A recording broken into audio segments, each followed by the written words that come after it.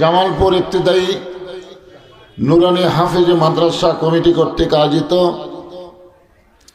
আজকের এই সান্ধ্যকালীন তাফসিরুল কোরআন মাহফিল আল্লাহ তাআলা যিনাকে সম্মানিত সভাপতির আসনে কবুল করেছেন জনাব গোলাম রব্বানী। আজকের এই মাহফিলের সম্মানিত সহসভাপতিবৃন্দ, সম্মানিত প্রধান অতিথি আলহাজ মোহাম্মদ বেলাত হোসেন, সম্মানিত বিশেষ অতিথিবৃন্দ, সম্মানিত সুধীজন, সম্মানিত ওলামায়ে কেরাম, আজকের এই মাহফিলে আমার সামনে আপনাদের মাঝে মাঝে যে সমস্ত আলেম ওলামা বসে আছেন, মঞ্চে আছেন, আমার আগে যিনারা কোরআন হাদিসের আলোকে অত্যন্ত গুরুত্বপূর্ণ আলোচনা করে আপনাদেরকে শোনাইছেন, আলেম ওলামা সহ আজকের মাহফিলের বক্তাগণকে অন্তরের অন্তঃস্থল থেকে আমি শুভেচ্ছা জ্ঞাপন করছি। এই মুহূর্তে আমার সামনে যারা বসে আছেন, কঠিন শীতকে উপেক্ষা করে আজকের এই জান্নাতের বাগানে আল্লাহ যিনাদেরকে কবুল করেছেন, সকলে বলেন আমিন। আপনারা ইচ্ছা করলে এখানে আসতে পারবেন না যদি আল্লাহ না চায়, ঠিক কিনা বলেন? আল্লাহ কোরআন কারীমে ইরশাদ করেন, মা সাবাকা মিন হাসানাতিন ফামিন আল্লাহ। বান্দা বান্দির দ্বারা যখন কোনো ভালো কাজ হয়, এ কাজ বান্দা বান্দি করে না, বরং আল্লাহ করায়। আপনার বলেন তো, এই কোরআন কারীমের মাহফিলে বসা ভালো কাজ না খারাপ কাজ? তাহলে এই ভালো কাজ কে করালেন?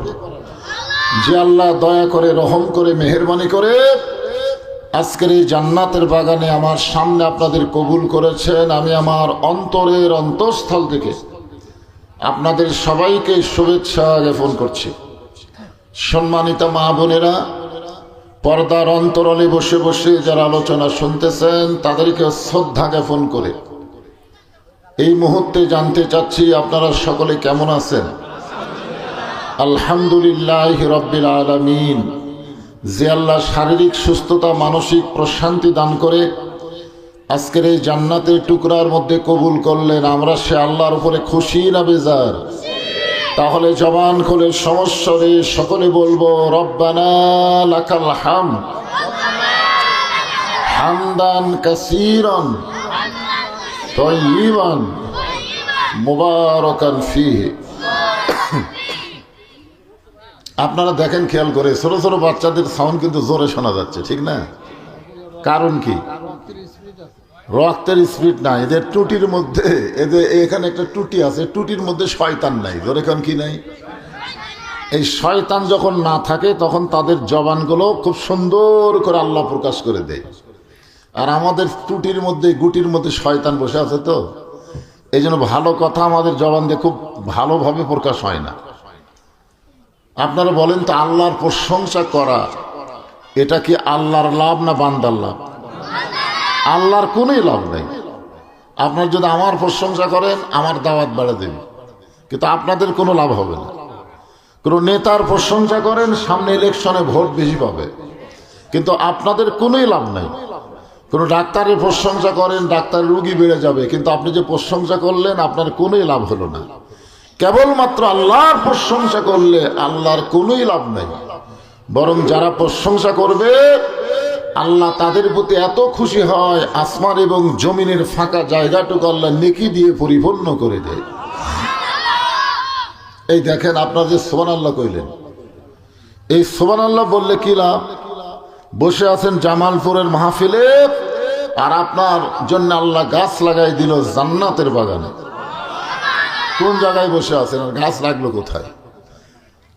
সেই গাছটাকে ছোট মোটো কোনো গাছ না, একটা তেজস্বী ঘোড়া দ্রুত গতিতে দৌড় দিলে ওই গাছের ছায়া অতিক্রম করতে 500 বছর লাগবে।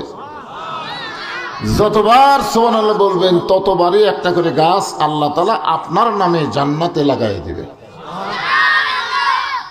ইমাম গাজ্জালী রহমতুল্লাহ আলাইহি সুবহানাল্লাহ এরকম হয় কেন রে? বা কি হলো রে? ইমাম গাজ্জালী রহমতুল্লাহ আলাইহি সুবহানাল্লাহর ব্যাখ্যা করতে গিয়ে বলেন যে, সুবহানাল্লাহ বলা বান্দা বান্দি কোনো সময় যদি নেকি আর পাপ ওজন করার কারণে জাহান্নামী হয়ে যায়, জোরে কোন কি হয়ে যায়? জাহান্নামী হয়ে যায়, তখন এই সুবহানাল্লাহ গাছের ওসিলায় আল্লাহ তাকে আবার জান্নাতে ফিরিয়ে দিবে। আল্লাহ রাসূল বলেন তিনটা তাসবিহ, খুব খেয়াল করে শুনবেন, তিনটা তাসবিহ অনায়াসে কারো জবান থেকে যদি বের হয়ে যায়, সে যত বড়ই পাপী হোক না কেন, মৃত্যুর সময় আল্লাহ তার জবানে ঈমানের কলেমা জারি করে দেয়। আল্লাহ রাসূল বলেন কোন ব্যক্তি যদি সারা জীবন পাপ করে আর মৃত্যুর সময় কলেমাতু তাইয়্যিবা লা ইলাহা ইল্লাল্লাহ যদি তার জবানে জারি থাকে, শুধুমাত্র জবানে কলেমা জারি থাকার কারণে আল্লাহ তার জীবনের সমস্ত গুনাহ মাফ করে দেয়।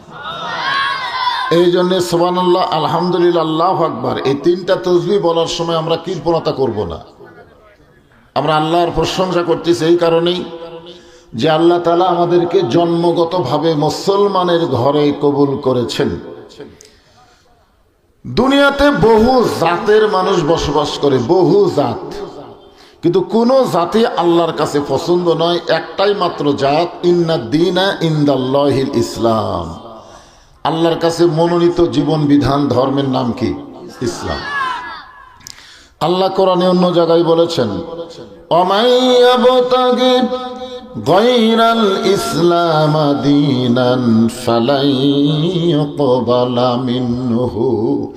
ইসলাম ছাড়া অন্য কোন জীবন ব্যবস্থা, মানুষের তৈরি জীবন ব্যবস্থা কেউ যদি গ্রহণ করে, আল্লাহ বলেছেন কখনোই তা কবুল করা হবে না।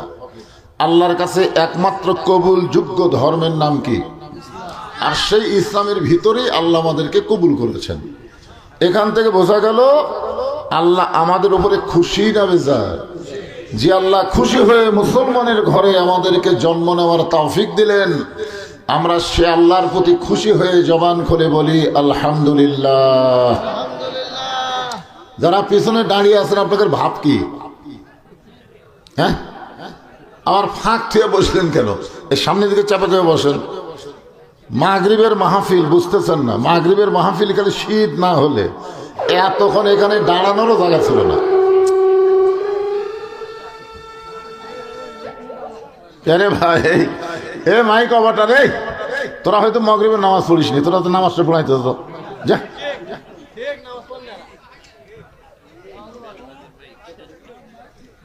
বিসমিল্লাহ কয়ে হাত দে, বিসমিল্লাহ বিসমিল্লাহ কও।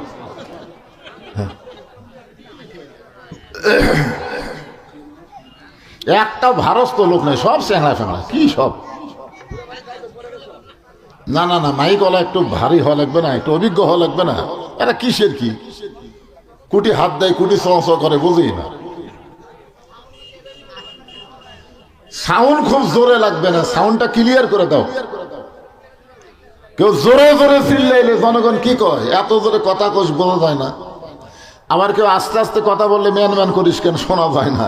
এই জন্য জোরেও না আস্তেও না, মিডল পয়েন্টে রেখা দাও। আর এই চ্যানচেনি বন্ধ করে দাও, এই চ্যানচেনি করে এটা বন্ধ করে দাও। সবাই বসেন, সবাই বসেন। আপনারা এই সন্ধ্যা মাহফিলের খবর জানেন না? যতক্ষণ মাহফিল চলবে মানুষ খালি বাড়তেই থাকবে।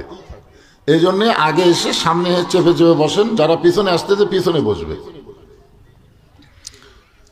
তো আমরা আল্লাহর প্রশংসা এই কারণেই করব যে রুহের জগতে আমরা ছিলাম, সেই জগতে আল্লাহ আমাদের রুহগুলোকে অত্যন্ত দয়া করে দুনিয়ার জগতে আল্লাহ আমাদের মুসলমানের ঘরে কবুল করেছেন।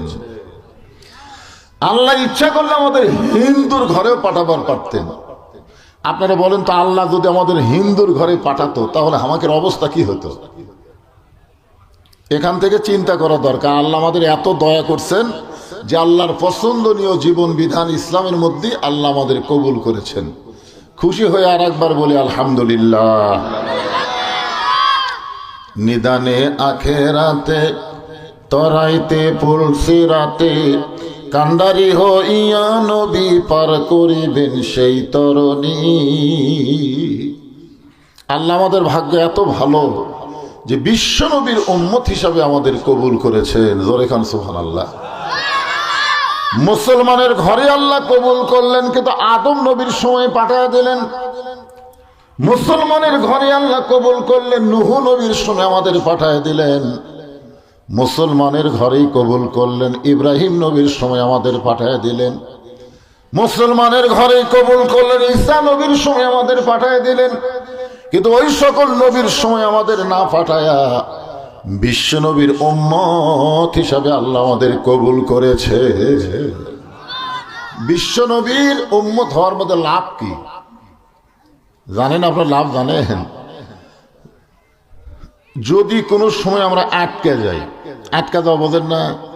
যদি আমরা কোনো সময় আটকা যাই, এই আটকা যাওয়ার কথা আমি দুনিয়ার কথা বলতেছি না, আখেরাতের কথা বলতেছি। আছেন আমার মুক্তার, আছেন আমার বারিস্টার, শেষ বিচারের হাইকোর্টেতে, শেষ বিচার কোন বিচার?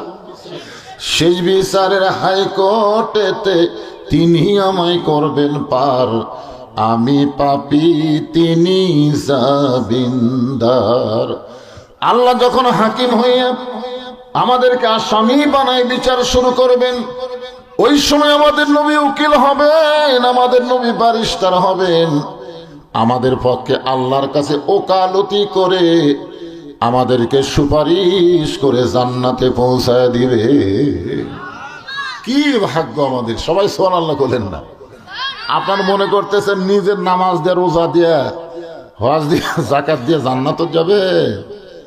কোন নবীরাও পর্যন্ত আল্লাহর সামনে কথা বলতে পারবে না। সেই সময় আমাদের নবী আমাদের ব্যাপারে আল্লাহর কাছে ওকালতি করবেন। এমন একজন বিশ্ব নবীর উম্মত হওয়াতে আপনারা খুশি হয়েছেন না বেজার? তাহলে জবান খুলে আরেকবার বলি আলহামদুলিল্লাহ। এই ছোট ছোট বাচ্চারা, তোমরা তো বোঝো না কেন মারতিস? শোনেন, আল্লাহ রাসূল বলেছেন, আমার উম্মতের মধ্যে কেউ যদি সারা জীবন পাপ করে, মানে আমাদের ব্যাপারে রাসূল বলেছেন, কেউ যদি সারা জীবন পাপ করে আর মৃত্যুর সময় ঈমান নিয়ে যদি মরবার পারে, আমি রাসূল ওয়াদা দিয়ে দিলাম তাকে সঙ্গে করে জান্নাতে চলে যাব। জোরে খান সুবহানাল্লাহ। তাহলে আমাদের কোনো টেনশন আছে? খালি মরা লাগবে কি নিয়ে? এইটাই তো সমস্যা।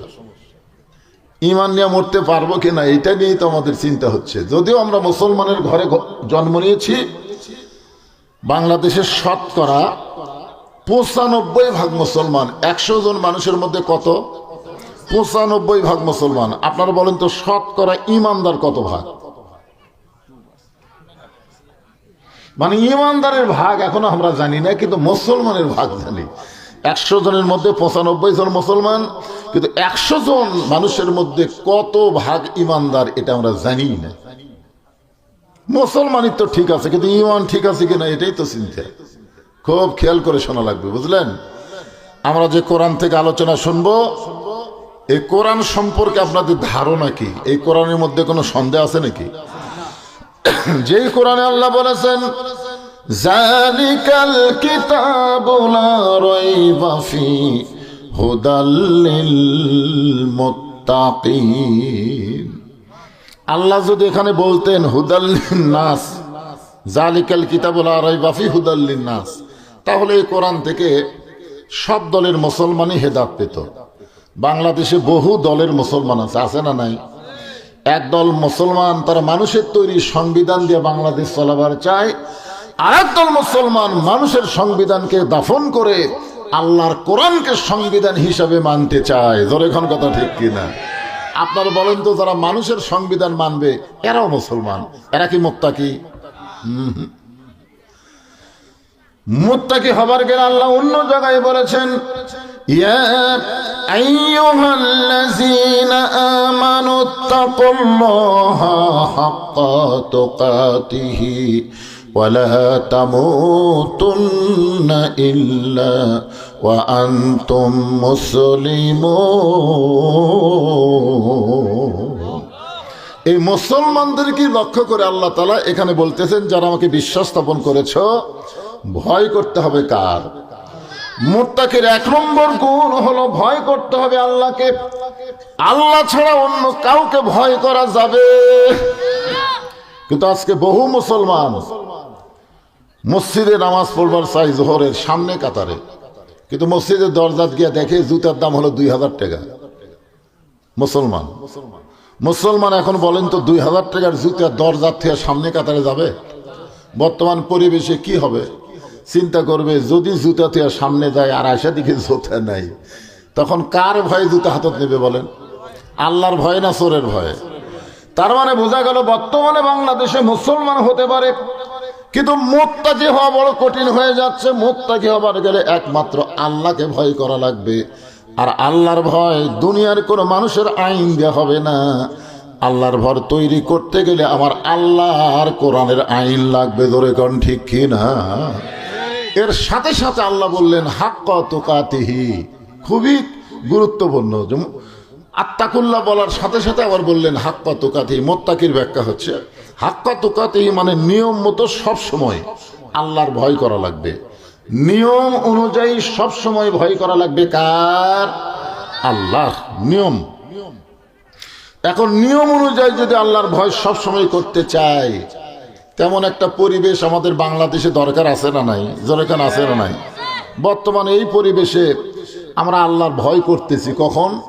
যখন হচ্ছে চামড়া ঢিল, আল্লাহর সাথে দিছি মিল। যতদিন চামড়া টাইট ছিল ততদিন আমরা মুত্তাকি না, ততদিন আমাদের ভয়ই নেই। আমার দাদা বেঁচে আছে, বাপ বেঁচে আছে, আমি সিরিয়ালে 3 নম্বরে আছি, এত আগেই ভয় করব? যতদিন ঘুষের চাকরি করছে ততদিন মুত্তাকি হয়নি। যে চাকরি রিটায়ার করছে তখন আল্লাহর ভয় কাঁদতেছে আর বলতেছে আল্লাহ আমি তোমার কাছে তওবা করতেছি, আল্লাহ আমি আর জীবনে ঘুষ খাবো না, আল্লাহ আমি আর ঘুষ খাবো না, আল্লাহ আল্লাহ আমি আর ঘুষ খাবো না, আমি মুত্তাকি। আল্লাহ কয় তোর চাকরি গেছে আর তুই মুত্তাকি।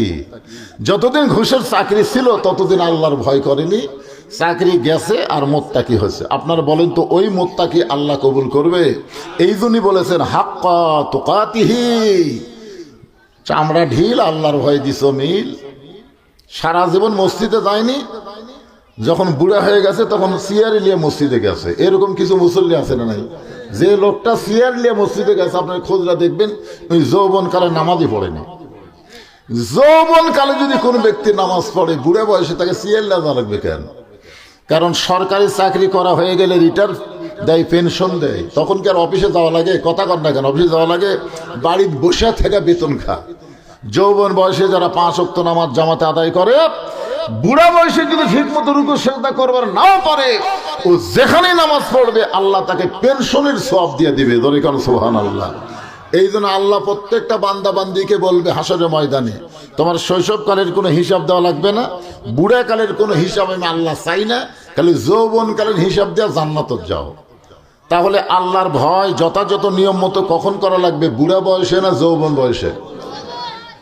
এই যৌবনটা আল্লাহর কাছে অত্যন্ত গুরুত্বপূর্ণ একটা বিষয়। এই দিকে খেয়াল করে আপনাদের সামনে ছোট্ট একটা সূরা তেলাওয়াত করেছি, নামটা হলো আসর। নামটা কি? আসর। আসর শব্দের অর্থ হলো সময়। আসর মানে কি? সময়। আল্লাহ তাআলা সময়ের শপথ করছেন। আমাদের এই জীবনের জন্য সময় একটা গুরুত্বপূর্ণ সাবজেক্ট। সব সময় সব কিছু করা যায়? কথা কর না কেন? সব সময় সব কিছু করা যায়? আমরা বেগম খালেদা জিয়ার জন্য কম দোয়া করছি, কিন্তু এই দোয়াটা কি জুয়ান বয়সে করছি না একেবারে শেষ বয়সে? কথা কর না কেন? এই দোয়াটা আমরা কখন করছি? হাসপাতালে যাওয়ার আগে না হাসপাতালে যাওয়ার পরে? হাসপাতালে যাওয়ার পরে ডাক্তার যখন বলতেছে আমাকে ক্যাপাসিটির বাইরে, আমরা আর পারতেছি না, তখন বলতেছে সবাই দোয়া করেন, দোয়া করেন। আল্লাহ কায় দোয়া চাওয়া লাগবে কখন আর চালি কখন? কথাটা বুঝলেন না? সময় শেষ হয়ে গেছে, আর এই সময় হায়াতের দোয়া করে কাম হবে? সময় মতোই তো কাম করা লাগবে। এই জন্য সময়ের গুরুত্ব দিয়ে আল্লাহ সময়ের শপথ করছেন। মিশে মায়ায় বন্দি থাইকা করলাম কত খেলা, পশ্চিমে তাকায়া দেখো তোমার ডুইবা গেছে বেলা, এক পলকের নাই ভরসা মিশে সকল আশা, কখন বুঝি দারুণ ঝড়ে ভাঙবে তোমার বাসা। আপনারা সত্যি করে বলেন তো, যে মাগরিবের নামাজ আমাদের কাছ থেকে বিদায় নিল, এই নামাজ আর জীবনে পাবেন? তার শেষ। আমার হায়াত থেকে মাগরিব মানে আজকের দিনের মাগরিব শেষ। আরে তাদেরকে আপনারা সামনে দিচ্ছেন। এই যে ছোট ছোট বাচ্চাদের আপনারা সামনে দিচ্ছেন, এই শোনেন, ও যে একটা উঠে দৌড়াদৌড়ি করতেছে, এই এই ছোট ছোট বাচ্চারা বর্তমান সময় কেমন? একটা ছোট বাচ্চা মা আমারে কয়, হুজুর সবসময় কান্দে, একটু দোয়া করেন তো। আমি আয়াতুল কুরসি পড়ে দোয়া দিলাম, কিন্তু কাম হয় না, ওই আরো জোরে কান্দে বর্তমান সময়ে। তো কয়, হুজুর তো ফুঁফা দিয়ে হবে না, পানি পড়া দেন। সূরা ফাতিহা পড়ে 3 বার পড়ে সূরা ফালাক নাস পড়ে পানি পড়ে দিলাম, পানি খাওয়ানোর পরে আরো কান্দে। তো এখন এই ওর মা বলতেছে যে বর্তমান সময়ে দোয়া দরুদের আর দাম নেই, বর্তমান সময়ে বলে দোয়া দরুদের আর দাম নেই। পরে শোনা গেল ওই সন্তান হলো সিজার করা। এখন কি করা?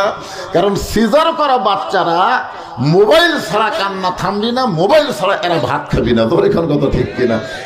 এই সময় আর দোয়া দরুদের খাওয়া আছে? তাহলে কি বুঝতেছেন? সময় অত্যন্ত গুরুত্বপূর্ণ একটা বিষয়।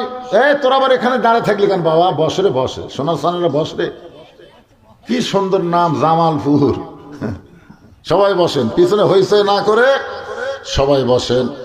আল্লাহ সময়ের শপথ করে বললেন, ইন্নাল ইনসানা লাফি খুসর। ইন্না মানে নিশ্চয়, ইনসান মানে মানুষ, লাফি মানে ভিতরে, খুসরুন মানে ক্ষতি। একত্রে অর্থ হবে নিশ্চয় মানুষগুলো ক্ষতির ভিতরে। অথচ আল্লাহর যত সৃষ্টি আছে সমস্ত সৃষ্টির ভিতরে সবচেয়ে শ্রেষ্ঠ সৃষ্টির নাম কি? এক বাক্যে সবাই বলেন নাম কি? এ মানুষ সম্পর্কে কথা বলতে গিয়ে আল্লাহ তাআলা 4টা শপথ করছে অন্য এক সূরায়। কয়টা শপথ? 4টা শপথ করেছেন। প্রথম শপথ হলো ওয়াত্তিন, দ্বিতীয় শপথ হলো জাইতুন, তৃতীয় শপথ হলো তুরি সিনিন, 4 নম্বর শপথ হলো ওয়াহাজাল বালাদিল আমিন। এরপরে আল্লাহ বলতেছেন, লাকাদ খালাকনাল ইনসানা ফি আহসানি তাকবীর। আল্লাহু আকবার। দেখেন মানুষকে আল্লাহ কত ভালোবাসে, যে আল্লাহ বলতেছেন অবশ্যই মানুষকে আমি সর্ব উত্তম আকৃতিতে সৃষ্টি করেছি। যে মানুষকে আল্লাহ তো সুন্দর করে সৃষ্টি করলেন, তৈরি করলেন, এই মানুষ ক্ষতির মধ্যে পড়ুক এটা আল্লাহ কখনোই চায় না।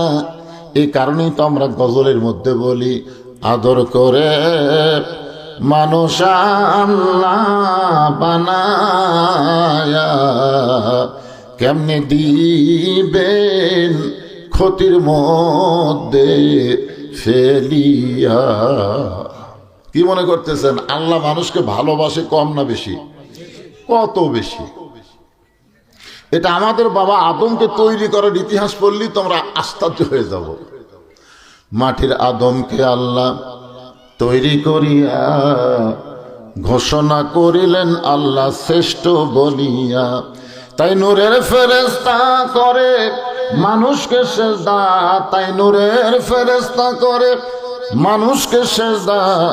সবার চেয়ে দিলেন মাটির মানুষকে সম্মান। সবাই বলেন আল্লাহু আল্লাহু, বলেন আল্লাহু আল্লাহু।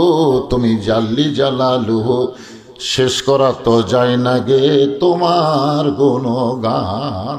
এত সুন্দর করে এত দাম দিয়ে আল্লাহ মানুষকে তৈরি করেছেন, সেই মানুষ ক্ষতির মধ্যে পড়ুক এটা আল্লাহ চায় না। ঠিক কিনা বলেন? যার কারণে আল্লাহ বললেন, ইল্লাল্লাযীনা আমানু ওয়া আমিলুস সলিহাতি ওয়া তাওয়াসাউ বিল হক ওয়া তাওয়াসাউ বিস সবর। এখানে আল্লাহ 4টা বিষয় বলছেন। জোরে কোন কয়টা? আমার আঙ্গুলের দিকে তাকায়, ছোট ছোট বাচ্চারা এদিক তাকাতো, বাবা এদিক তাকাতো। এরা আমার খুব ভালোবাসে, বুঝলেন? যখন গাড়ির থেকে দরজা খুলে নামি তখন এই ছোট ছোট বাচ্চারা কয়, এটাই বজলু রে। এরা জীবনে হুজুরও কয় না, মৌলানা কয় না, পুরা নামও কয় না, এটাই বজলু রে। কি ভাবে যে চিনে আল্লাহ জানে। মানে মোবাইলে দেখতে দেখতে ওরা একের হাঁকে এমন চিনা চিনিছে, এটাই বজলু।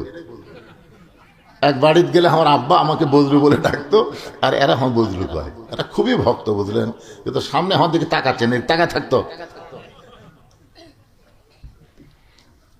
এমন একটা গুরুত্বপূর্ণ আলোচনা হবে 4টা বিষয় নিয়ে। এরা ছোট মানুষ, কি বুঝবে কোন? তো সামনে দেখে লাফালাফি করতেছে, হো করতেছে। এক নম্বর হলো ঈমান। জোরে কোন চারটা বিষয়ের মধ্যে এক নম্বরের নাম কি? আরো জোরে। ঈমান যদি ঠিক না থাকে আপনি যতই আমল করেন আপনার কোনো আমলও আল্লাহর দরবারে কবুল হবে না। যার প্রমাণ হলো নবীর চাচা আবু তালেব। আপনারা বলেন তো নবীর চাচা আবু তালেব কেমন মানুষ ছিলেন? খালি ভালো। আল্লাহ রাসূল নিজেই বলেছেন যে মায়ের পেটে থাকা অবস্থায় আমার বাপ মারা গেছে। আমি যখন মায়ের পেটে 6 মাস তখন আমার বাবা দুনিয়া থেকে বিদায় নিয়েছে, কিন্তু দুনিয়াতে আসার পরে আমি এতিম ছিলাম না। সাহাবেরা বললেন হুজুর মায়ের পেটে থাকতে আপনি এতিম হলেন আর দুনিয়াতে আসার পর আপনি এতিম ছিলেন না, এটা কেমন কথা? রাসূল বললেন ভাগ্য গুণে এমন একটা চাচা পাইছিলাম যার নাম হলো আবু তালেব। তিনি আমাকে এমনভাবে লালন পালন করেছে যে আমার যে বাবা নাই এটা আমি কোনোদিন বুঝতেই পারিনি। মানে বাবার মতো দয়া দিয়ে আবু তালেব নবীরে লালন পালন করছে, এরপরেও সে জাহান্নামে যাবে একটাই মাত্র কারণ তার আমল ভালো ছিল কিন্তু ঈমান ছিল না। জোরে কোন কি ছিল না? ঈমান ছিল না। এখন চিন্তা করেন নবীকে শুধু ভালোবাসলে হবে? আবু তালেব কি নবীরে কম ভালোবাসছে? আল্লাহ বললেন কুল, হে রাসূল আপনি বলেন ইন কুনতুম তুহিব্বুনাল্লাহ ফাত্তাবিউনি ইউহিব্বুকুমুল্লাহ ওয়া ইয়াগফির লাকুম যুনুবাকুম ওয়াল্লাহু গফুরুর রহিম। একটু মনোযোগ দিয়ে শুনবেন। এখানে আল্লাহ বলতেছে হে রাসূল আপনি বলে দেন কেউ যদি আমাকে মহব্বত করতে চায়, আমার ভালোবাসা পাওয়ার চাই, তাহলে একটাই মাত্র উপায়, সেটা হলো ফাত্তাবিউনি, আপনাকে ইত্তেবা করা লাগবে। নবীকে শুধু মহব্বত করলে হবে না, নবীকে ইত্তেবা করা লাগবে। আজকে বাংলাদেশে বহু মুসলমান আমরা আছি নবীর প্রতি দরুদ পড়ি, নবীরে সালাম করি, নবীর প্রতি দরুদ পড়ি, নবীরে সালাম করি মসজিদের ভিতরে, কিন্তু নবীর সমাজ গড়ার কাজে অনেকের দ্বন্দ্ব মনে বাজে। নবীকে তারা নবী হিসাবে বিশ্বাস করে কিন্তু নেতা হিসাবে মানবার চায় না। সাধারণ একজন মানুষকে নেতা বানায়া তার পিছনে সারাদিন চামচাগিরি করে। আমার নেতার চরিত্র ফুলের মতন পবিত্র, খোঁজলা দেখবেন নামাজ পড়ে না একত্র। এরা নেতা আর এদের পিছনে আপনি করেন। একটু মনোযোগ দিবেন ভাইজান। এক নম্বর বিষয়ের নাম হলো ঈমান। ঈমান যদি না থাকে কোন আমল আল্লাহর দরবারে কবুল হবে না। যতই আপনি নামাজ পড়েন, যতই রোজা করেন, যতই হজ করেন, ঈমান যদি না থাকে এগুলো কবুল হবে? এখন আসল নামাজ পড়ছে নামাজি, নামাজ পড়ে জমির ধান দেখবার গেছে, যায় দেখে ওপর জমির পানি চলমল করতেছে, নিচে আর জমির পানি নেই। অথচ নামাজ পড়তে কিন্তু বলেছে আশহাদু আল্লা ইলাহা ইল্লাল্লাহ, বলেনি আশহাদু আল্লা ইলাহা ইল্লাল্লাহ। লোক দেখি দিচ্ছেন আপনি, সাক্ষী দিচ্ছেন, অথচ জমির কাছে যায় দেখে ওপর জমির পানি আছে, নিচে আর জমির পানি নেই। কি করি? তার চারিদিকে তাকাচ্ছে, চারিদিকে তাকাচ্ছে, সাক্ষী দিল কা আর চারিদিকে তাকাচ্ছে, তাকে দেখে কেউ নেই, কেউ নাই। আস্তে করে বসে বিসমিল্লাহ কয়ে জমির আল কাটছে। চিন্তা করছে বিসমিল্লাহ করলেই তো হালাল। বাংলাদেশে কতগুলো নেতা আছে দেখবেন বিসমিল্লাহ কয়ে কথা শুরু করে মানুষের আইনের কথা কয়। তুমি বিসমিল্লাহ দিয়ে আল্লাহর নাম দিয়ে শুরু করে মানুষের আইনের কথা বলা যাবে না, মানুষের সংবিধানের কথা বলা যাবে না। বিসমিল্লাহ বললেই আল্লাহর কোরআনের সংবিধানের কথা বলা লাগবে। ধরে কোন কথা ঠিক কিনা? আপনি বিসমিল্লাহ কয়ে মদ খাবেন, এতই হালাল। হ্যাঁ, তো বিসমিল্লাহ কয়ে জমির আল কাটছে, ওই পানি দিয়ে আবার হাত ধোছে, ধুয়ে আবার দাঁড়ায় চারিদিকে তাকায় বলতেছে আলহামদুলিল্লাহ। দেখছে আলহামদুলিল্লাহ কেউ দেখেনি। আপনার বলেন লোকটার নামাজ আছে, ধরে কেন কি আছে, কিন্তু কি নাই? আরো জোরে। ঈমান যদি থাকতো তাহলে লোকটার ঈমান কি বলতো? কেউ না দেখলো আল্লাহ দেখতেছে, আর কেউ না লেখলো তোমার দুই কান্দে দুই ফেরেশতা লিখতেছে। কে দেখতেছে? দুই কান্দে দুটো কি আছে? আপনার বলেন তো এই যুবকেরা, তোমরা যে রাত 11টার পরে অশ্লীল ভিডিও দেখো, তখন তোমাকে ফেরেশতার খবর কি? এই দুই কান্দে দুই ফেরেশতাকে আল্লাহ, এই শয়তানের কান্দে তোমরা থাকুন আল্লাহ। হায় হায় হায়, এই কম্বলের মধ্যে কি শুরু করছে আল্লাহ? আল্লাহ বলে থাক থাক, দোয়া কর, যদি হেদায়েত পায়। সুবহানাল্লাহ। আল্লাহ আমাদের এত ভালোবাসে, তাই যুবকেরা বিশ্বাস করো, তোমার দুই কান্দে দুই মোহরি লিখিতেছেন ডায়েরি, দলিল দেখে রাই দিবে, টাকা পয়সার নাই কারবার, কিরামান কাতিবিনা ইয়ালামুনা মা তাফআলুন। সাহাবীরা বললেন, এ রাসূলুল্লাহ, ঈমানকে যখন আল্লাহ এত গুরুত্ব দিলেন, এই ঈমান সম্পর্কে আমরা একটু জানবার চাই। আল্লাহ রাসূল বললেন, ঈমান সম্পর্কে জানতে গেলে তোমাদের তিনটা বিষয় খেয়াল করা লাগবে। এক নম্বর হলো ইকরার বিল লিসান, দুই নম্বর হলো তাসদিকু বিল জানান, আর তিন নম্বর হলো আমল বিল আরকান। ঈমানকে বুঝবার গেলে, ঈমান গ্রহণ করবার গেলে, ঈমান অনুযায়ী চলবার গেলে কয়টা জিনিস খেয়াল করা লাগবে? ধরে কোন কয়টা? এক নম্বর হলো জবানে বলতে হবে লা ইলাহা ইল্লাল্লাহ। এইটা বলা খুবই সহজ। এই লা ইলাহা ইল্লাল্লাহ বলা মুখে মুখে এটা খুবই সহজ। কারণ স্বাধীনতার সময়, স্বাধীনতা যখন ৭১ সালে বাংলাদেশ স্বাধীন হলো, যুদ্ধ যখন শুরু হলো, ওই সময় আমাদের এলাকার অনেক হিন্দুরা, বুঝলেন, এই লা ইলাহা ইল্লাল্লাহর জিকির করছে। আমাদের এলাকার, আপনাকে এলাকাত করছে কিনা আপনারা জানেন। কারণ আর্মি দেখলে ওরা বলতো লা ইলাহা ইল্লাল্লাহ, লা ইলাহা ইল্লাল্লাহ, লা ইলাহা ইল্লাল্লাহ। তা আর্মিরা বলতো বিলকুল ঠিক হয়, ঠিক হয়। ৯ মাস পরে দেশটা যখন স্বাধীন হলো, তখন হিন্দুরা বলেছে মুসলমানের কলমার দাম আছে। তুমি হিন্দু হয়ে মুসলমানের কলমার দাম কেমনে বুঝলে? বলে যুদ্ধের সময় বুঝেছি বাবা, এই কলেমা মুখে থাকার কারণে আর্মির গুলি থেকে আমরা বাঁচে গেছি। আমি এক হিন্দুরে বললাম, দাদা, কলমা শুধু মুখে রাখার কারণে যদি গুলির থেকে বাঁচেন, এই কলেমা যদি কলিজার মধ্যে জায়গা দেওয়ার পারেন, তাহলে জাহান্নামের আগুন থেকে আল্লাহ বাঁচাইয়া দিবে। মুখে মুখে কলমা বলা এটা খুবই সহজ। আমাদের এলাকার অনেক হিন্দুরা এই কলমা কয়ে ভিক্ষা চায়, লা ইলাহা ইল্লাল্লাহ মাসাটা ভিক্ষা দাও। ওরা সারাদিন যত দরজা যায়, প্রত্যেক দরজা কম করে 5 বার করে কলমা করে। এর কে চাইতে বড় জাকের পেটি তার কেউ নেই। কিন্তু ওরা কলমা কয়ে কি চায়? আপনার বলেন তো, এটি ভিক্ষার কলমা? এই জন্য মনোযোগ দিয়ে শুনবেন, জবানে লা ইলাহা ইল্লাল্লাহ বলা খুবই সহজ। তাসদিক বিল জানান, কলিজার মধ্যে ঈমানের জায়গা দাও অত্যন্ত কঠিন। কেউ যখন কলিজার মধ্যে ঈমানের জায়গা দিবে, ওই মানুষটার কাছে জীবনের চাইতে ঈমানের গুরুত্ব বেশি হবে।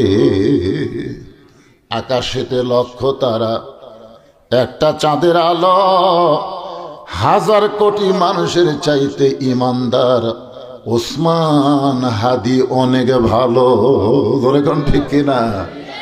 এক ওসমান হাদি এমন ইমানদার ছিলেন, মরার আগেই কিন্তু তিনি মরার কথা বলে গেছেন। জোরে কোন ঠিক কিনা? যে কোনো সময় আমাকে গুলি করতে পারে, যে কোনো সময় আমাকে হত্যা করতে পারে। এই কথা বলার পিছনে কারণ হলো সে কঠিন ইমানদার। কলিজার মধ্যে ইমানের জায়গা দেওয়ার কারণে সে বুঝতে পেরেছে হক বাতিল কোনদিন এক হবে না। বাতিলকে হত্যা করার জন্য হক সব বাতিল, হককে হত্যা করার সময় বাতিল সব সময় এক পায়ে দাঁড়িয়ে থাকবে। আপনারা বলেন তো, কঠিন ইমানদার ওসমান হাদি গুলি খায় বিদায় হলো, কিন্তু সে কিন্তু মরল না। বাংলাদেশের প্রত্যেকটা যুবকের কলিজার মধ্যে জায়গা নিল। ধরে কোন কথা ঠিক কি না? তাসদিক বিল জানান, কলিজার মধ্যে ঈমান যখন আসবে, ওই মানুষের কাছে জীবনের চাইতে ঈমানের গুরুত্ব অনেক বেশি হবে। এমন একজন মানুষকে উকিল বলতে, স্যার স্যার আপনি যদি রাষ্ট্রপতির কাছে বাঁচার দরখাস্ত লেখেন, তাহলে আপনার ফাঁসির দণ্ড মওকুফ হয়ে যাবে। আপনি রাষ্ট্রপতির কাছে খালি দরখাস্ত লেখেন, আপনি একটা দলের আমির, আপনাকে ফাঁসি দিবে।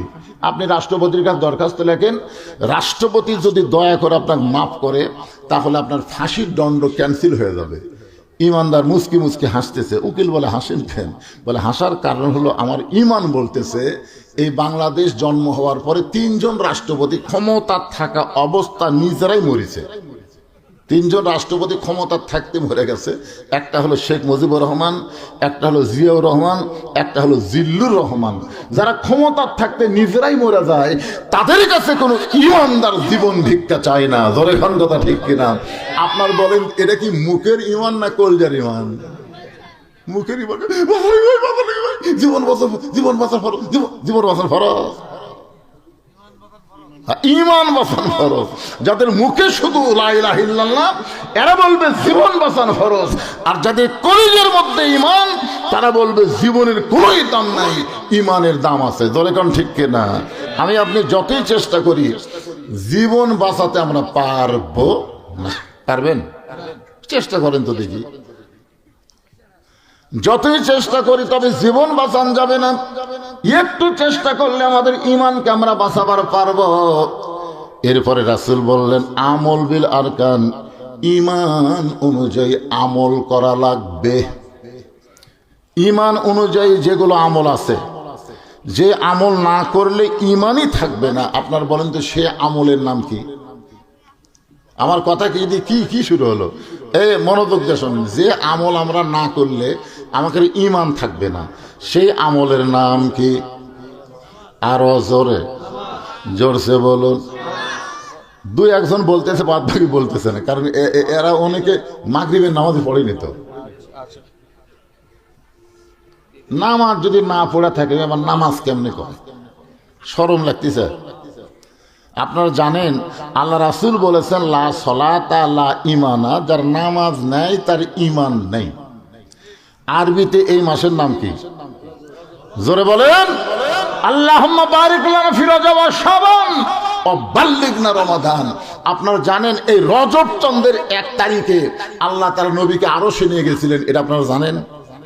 আরশে কি বেড়া বালিয়ে গেছিল? ওই জায়গায় যায় আল্লাহ একটা কি দিছে? নামাজ দিছে। জোরে বলেন কি দিছে? এই নামাজটা অত্যন্ত গুরুত্বপূর্ণ একটা বিষয়। খুব খেয়াল করে শুনবেন। রাসূল বলেছেন মান তারাকাস সালাতু মুতাম্মিদান ফাকাত কাফারা, ইচ্ছা করে একটা ওয়াক্ত নামাজ যারা বাদ দিল তারা অবশ্যই আল্লাহর সঙ্গে কুফরি করলো। তাহলে মাগরিবের নামাজ বাদ দিয়ে যারা ওয়াজ শুনতেছে, কেন মাইকের সাউন্ড কি শোনা যাচ্ছে?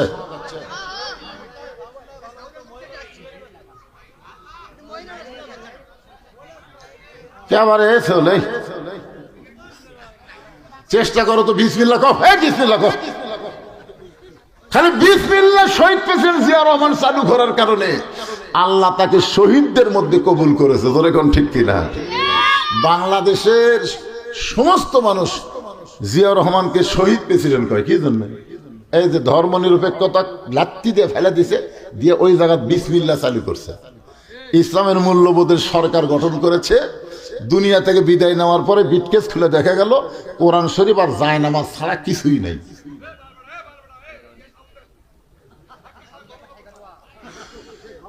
এই জন্য বিসমিল্লাহ কোন বিসমিল্লাহ কয় শুরু করে। কে রে? কে আছে রে? বা আমার দিকে তাকাতো। বিসমিল্লাহ কোসেন? আচ্ছা ঠিক আছে। তুমি যাও, তোমাকে লোক দিয়ে পাঠাও। সবাই একটু জিকির করেন লা ইলাহা ইল্লাল্লাহ। জিকির করে আল্লাহর জিকির করেন লা ইলাহা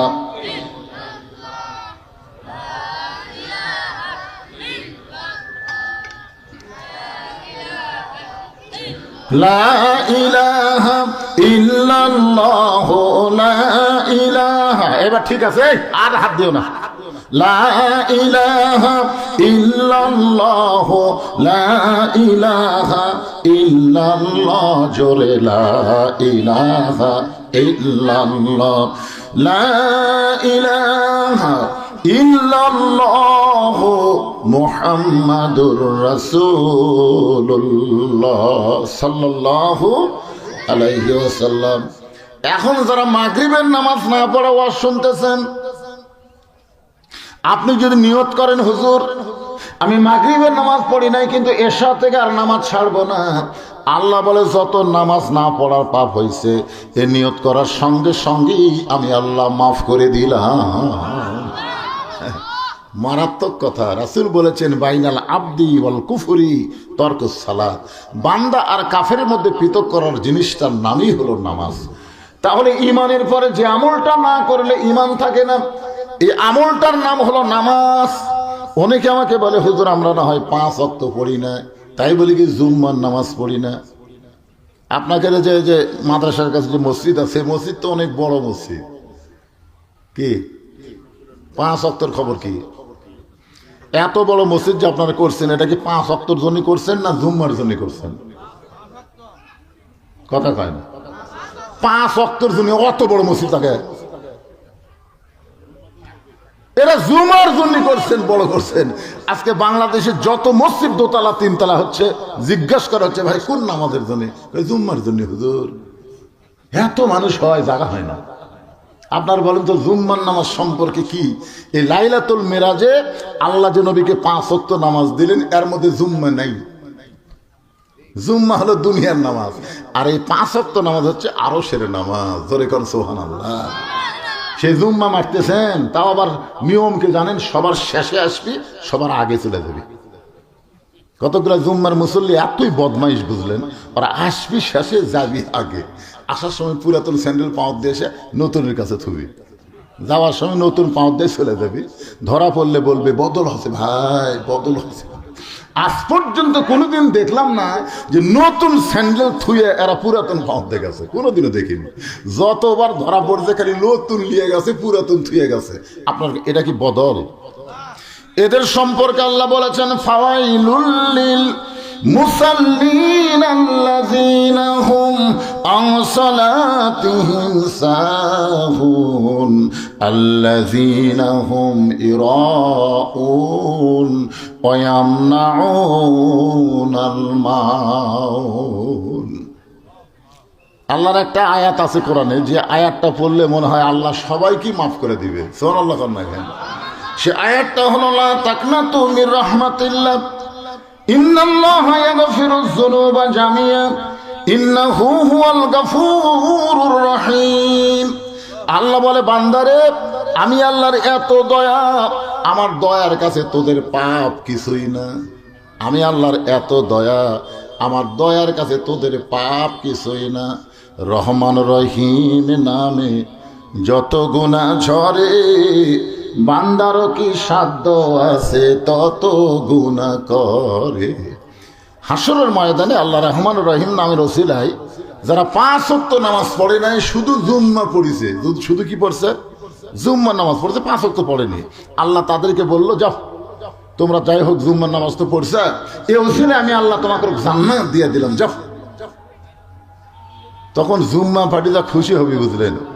হায় রে, কষ্ট করে ফজরের নামাজ পড়া লাগেনি রে, কষ্ট করে ঈশার নামাজ পড়া লাগেনি, জোহর আসর মাগরিব পড়িনি, খালি জুম্মা মারার কারণে আল্লাহ যদি জান্নাত দেয়। এই কথা শোনার পরে জান্নাতের দিকে মারবে দৌড়। এক দৌড়ে যারা শুধু জুম্মা পড়েছে, 5 ওয়াক্ত পড়ে নাই, এরা জান্নাতের দরজা দিয়ে দেখবে বিশাল একটা তালা। তো বলবে আল্লাহ আপনি আমাকে জান্নাত দিলেন, তো জান্নাতের দরজা যে তালা আছে, আল্লাহ বলে চাবি খুঁজে দেখ আছে। ওরা তখন হাতায় দেখবে চাবি একটা আছে। এই চাবিটা তালার মধ্যে ঢুকবে কিন্তু ঘুরবে না। জুম্মার নামাজের লোকেরা বলবে আল্লাহ চাবিটা তালার মধ্যে ঢুকে কিন্তু ঘোরে না। আল্লাহ বলে চাবির মধ্যে 5টা দাগ আছে, তালার মধ্যে 5টা দাগ আছে, তোদের চাবির মধ্যেও 5টা দাগ থাকা লাগবে। এখন দেখ তো তোদের চাবির খবর কি? জুম্মা পার্টি বলতেছে আল্লাহ আমাদের চাবি হলো তেলতেলা। আল্লাহ বলে পাগল রে, দাগে দাগে মিল হবে, কুট্টুস করে তালা খুলবে। তোরা শুধু জুম্মা পড়ছিস, 5 ওয়াক্ত পড়িস না, যার কারণে জান্নাত দেখে তোরা ফেরত আয়। এখন জুম্মা পার্টির খবর কি? এরা শুধু জান্নাত দেখতে পারবি, কিন্তু ভিতরে ঢুকতে পারবে না। জান্নাতে ঢুকতে গেলে কয় ওয়াক্ত নামাজ লাগবে? ধরে বলেন কয় ওয়াক্ত? আসসালাতু মিফতাহুল জান্নাহ। নামাজ হচ্ছে বেহেশতের চাবি। ওই বেহেশতের তালা যদি খুলবার চান, তাহলে আমি বলতে যে 5 ওয়াক্ত নামাজ ছাড়া ওই তালা কিন্তু খোলা যাবে না। এখন থেকে নিয়ত করা লাগবে, ঈমান রক্ষা করার জন্য আমরা 5 ওয়াক্ত নামাজ আদায় করব। কিন্তু আমি বক্তা যতই ওয়াজ করি, আমার ওয়াজে কিন্তু 5 ওয়াক্ত নামাজ আদায় হবে না। কারণ 5 ওয়াক্ত নামাজ কায়েম করবার গেলে বক্তার ওয়াজ দেওয়া হয় না, এটা আলাদা একটা নিয়ম আছে। জোরে কোন ঠিক কি না? আপনারা বলেন তো, এই যে রজব চাঁদ, এই যে রজব চাঁদ পাইছেন, এই রজব চাঁদে আমাদের নবী যে মেরাজ করছিলেন, এটা নবুয়তের কয় বছর? নবুয়তের 10ম বছর। নবুয়ত পাওয়ার 10ম বছরে আল্লাহ রাসূল মেরাজ করলেন। আল্লাহ তাআলা 5 ওয়াক্ত নামাজ দিলেন। কিন্তু আল্লাহ কোরআনের যত জায়গায় নামাজের কথা বলেছেন, এই খেয়াল করে শোনেন, প্রত্যেক জায়গায় আল্লাহ কিন্তু বলেছেন আকিমুস সালাত, নামাজ কায়েম করো। তো মেয়েদের পর্দা, রোজা হবি, হজ হবি, কোন ইবাদতে আল্লাহ কবুল করবে না। মায়েরা শোনেন, পর্দা যদি না থাকে আপনার একটা ইবাদত আল্লাহ কবুল করবে না। কারণ মেয়েদের 1 নম্বর নেক আমলের নাম হলো পর্দা। পর্দা মানার পরে যা করবেন আল্লাহ কবুল করবে, পর্দা ছাড়া করলে হবে না। পর্দার মধ্যে থাকাই করা লাগবে। পর্দা মেয়েদের জন্য মানা সুন্নত না নফল? কি ফরজ? ফরজে কিফায়া না ফরজে আইন? ফরজে কিফায়া হলো দাদির গাঁত বোরকা আছে, নাতনির গাঁত নেই, এটা হলো ফরজে কিফায়া। দাদি বুড়ি হচ্ছে তো এখন বোরকা ফড়াই লাগবে। ফরজে কিফায়া হলো মরার পরে 5 কাপড় চাদর দিয়ে খাটনি ঢাকা, বাঁচা থাকতে যা করছে করছে। ফরজে কিফায়া মরার পরে শুরু হয়ে গেছে। এখন 5 কাপড় দিয়ে চাদর দিয়ে খাটনি ঢাকা থসে, ফেরেশতা সে ঘুরতেছে আর বলতেছে, আল্লাহ এই জামালপুরের এই মেয়া যখন জীবিত আসলো পাড়ার সবাই দেখছে, আল্লাহ মরার পরে 5 কাপড় দিয়ে আবার চাদর দিয়ে খাটনি ঢাকলো, কারণ কি? আল্লাহ বলে ওটা বাংলাদেশ রে, ওই দেশে পর্দা হলো ফরজে কিফায়া রে, মরার পরে মানে রে, বাঁচতে মানে না রে। তা আপনার এখন পর্দা কি ফরজে কিফায়া? একটু খেয়াল কর, ফরজে আইন হচ্ছে কি, এটা কখন থেকে পর্দা? আল্লাহ কোরআনে বলেন, ওয়াকারনা ফি বুয়ুতিকুন্না ওয়ালা তাবাররুজনা তাবাররুজাল জাহিলিয়াতিল উলা। আমার মায়েরা যারা পর্দার অন্তরে একটু মনোযোগ দিয়ে শোনেন। এতক্ষণ পুরুষ মানুষের জন্য নামাজের ওয়াজ করলাম, মা কয়টা মিনিট একটু আপনাদের পর্দার ওয়াজ করি। কারণ মেয়েরা যদি ভালো না হয় আমাদের বাংলাদেশের ভবিষ্যৎ ভালো হবে না। আমি দেখছি আজ থেকে 20 বছর আগে কোনো মেয়ে মানুষ সিজার করেনি, আজ থেকে 20 বছর আগে সিজার করেনি। আর এখন এই সিজার আসার পরে থেকে কি যে হলো, একটা ভ্যানালার বউ পর্যন্ত সিজার। এই মানুষ মাইক আবার বম বম করতেছে, রে ভালোই ছিল, বম বম করে কেন? একটা ভ্যানালার বউ পর্যন্ত সিজার করতেছে। আপনার বলেন তো, আমাদের বউরাতে যে সিজার করে, মেয়ে মানুষের সিজার কি মেয়ে ডাক্তারি করে? কি মনে হয়? একটা পুরুষ মানুষ একটা মেয়ে মানুষের পেট ফুট লাড়িয়া কাটতেছে, এটা কি পর্দার খিলাফ হচ্ছে না? একজন পর্দানিশী নারী বলবে দরকার হলে মরে যাবো, কিন্তু পর পুরুষের কাছে আমি সিজার করবো না। আল্লাহকে তো মরা লাগবে না, তোর বাচ্চা নর্মালি হবি। জোরে খান কথা ঠিক কিনা? আমি খোঁজলে দেখছি বাংলাদেশের বড় ডাক্তারের বইয়ের সিজার লাগে না। যারা বড় বড় ডাক্তার এরা বউরে সিজার করে না, কারণ সিজার করলে বাচ্চারও ক্ষতি, সিজার করলে মায়েরও ক্ষতি। আর একটা জিনিস আমি খোঁজলে দেখছি, মৌলানার বাড়িতে কোনোদিন মিলাদ লাগে না। মৌলানার বাড়িতে মিলাদ লাগে না, এরা পরের বাড়ি পড়ায়, কিন্তু নিজের বাড়িতে হয় না। আর একটা জিনিস আমি খেয়াল করে দেখছি, পীরের বউ কোনোদিন মুরিদ হয় না। কারণ পীরের বউ জানে আমার পীর মাঝে মধ্যে মুরিদের বইয়ের দিকে চোখ মারে, এই লুচ্চার হাতে কে মুরিদ হবে রে। এই 3টা জিনিস আপনারাও খেয়াল করে দেখবেন। 1 নম্বর হলো বড় ডাক্তারের বইয়ের সিজার লাগে না, 2 নম্বর হলো মৌলবীর বাড়িতে মিলাদ লাগে না, আর পীরের বউ মুরিদ হয় না। আমার মায়েদের জন্য বলতে তোমার শোনেন, গভীর রাত্রে খাদিজাতুল কুবরা নবীর ডান হাত কেন বুকের মধ্যে নিয়ে ফোঁপায় ফোঁপায় কাঁদতেছে। আল্লাহ নবী ঘুম থেকে চেতন পাইছে। চেতন পাওয়ার পরে বলে, খাদিজা আপনি এমন করে কেন কাঁদতেছেন? খাদিজা বলে, রাসূলুল্লাহ যে কোনো সময় আমার মৃত্যু হবে। এটা কিন্তু প্রত্যেকটা মুসলমানেরই চিন্তা করা দরকার। যে কোনো সময়, একেবারে আপনাকে কখন মৃত্যু হবে? মাইকের সাউন্ডকে শোনা যাচ্ছে তো হুহা করেন না কেন? আমাদের সকলের মৃত্যু হবে যে কোনো সময়।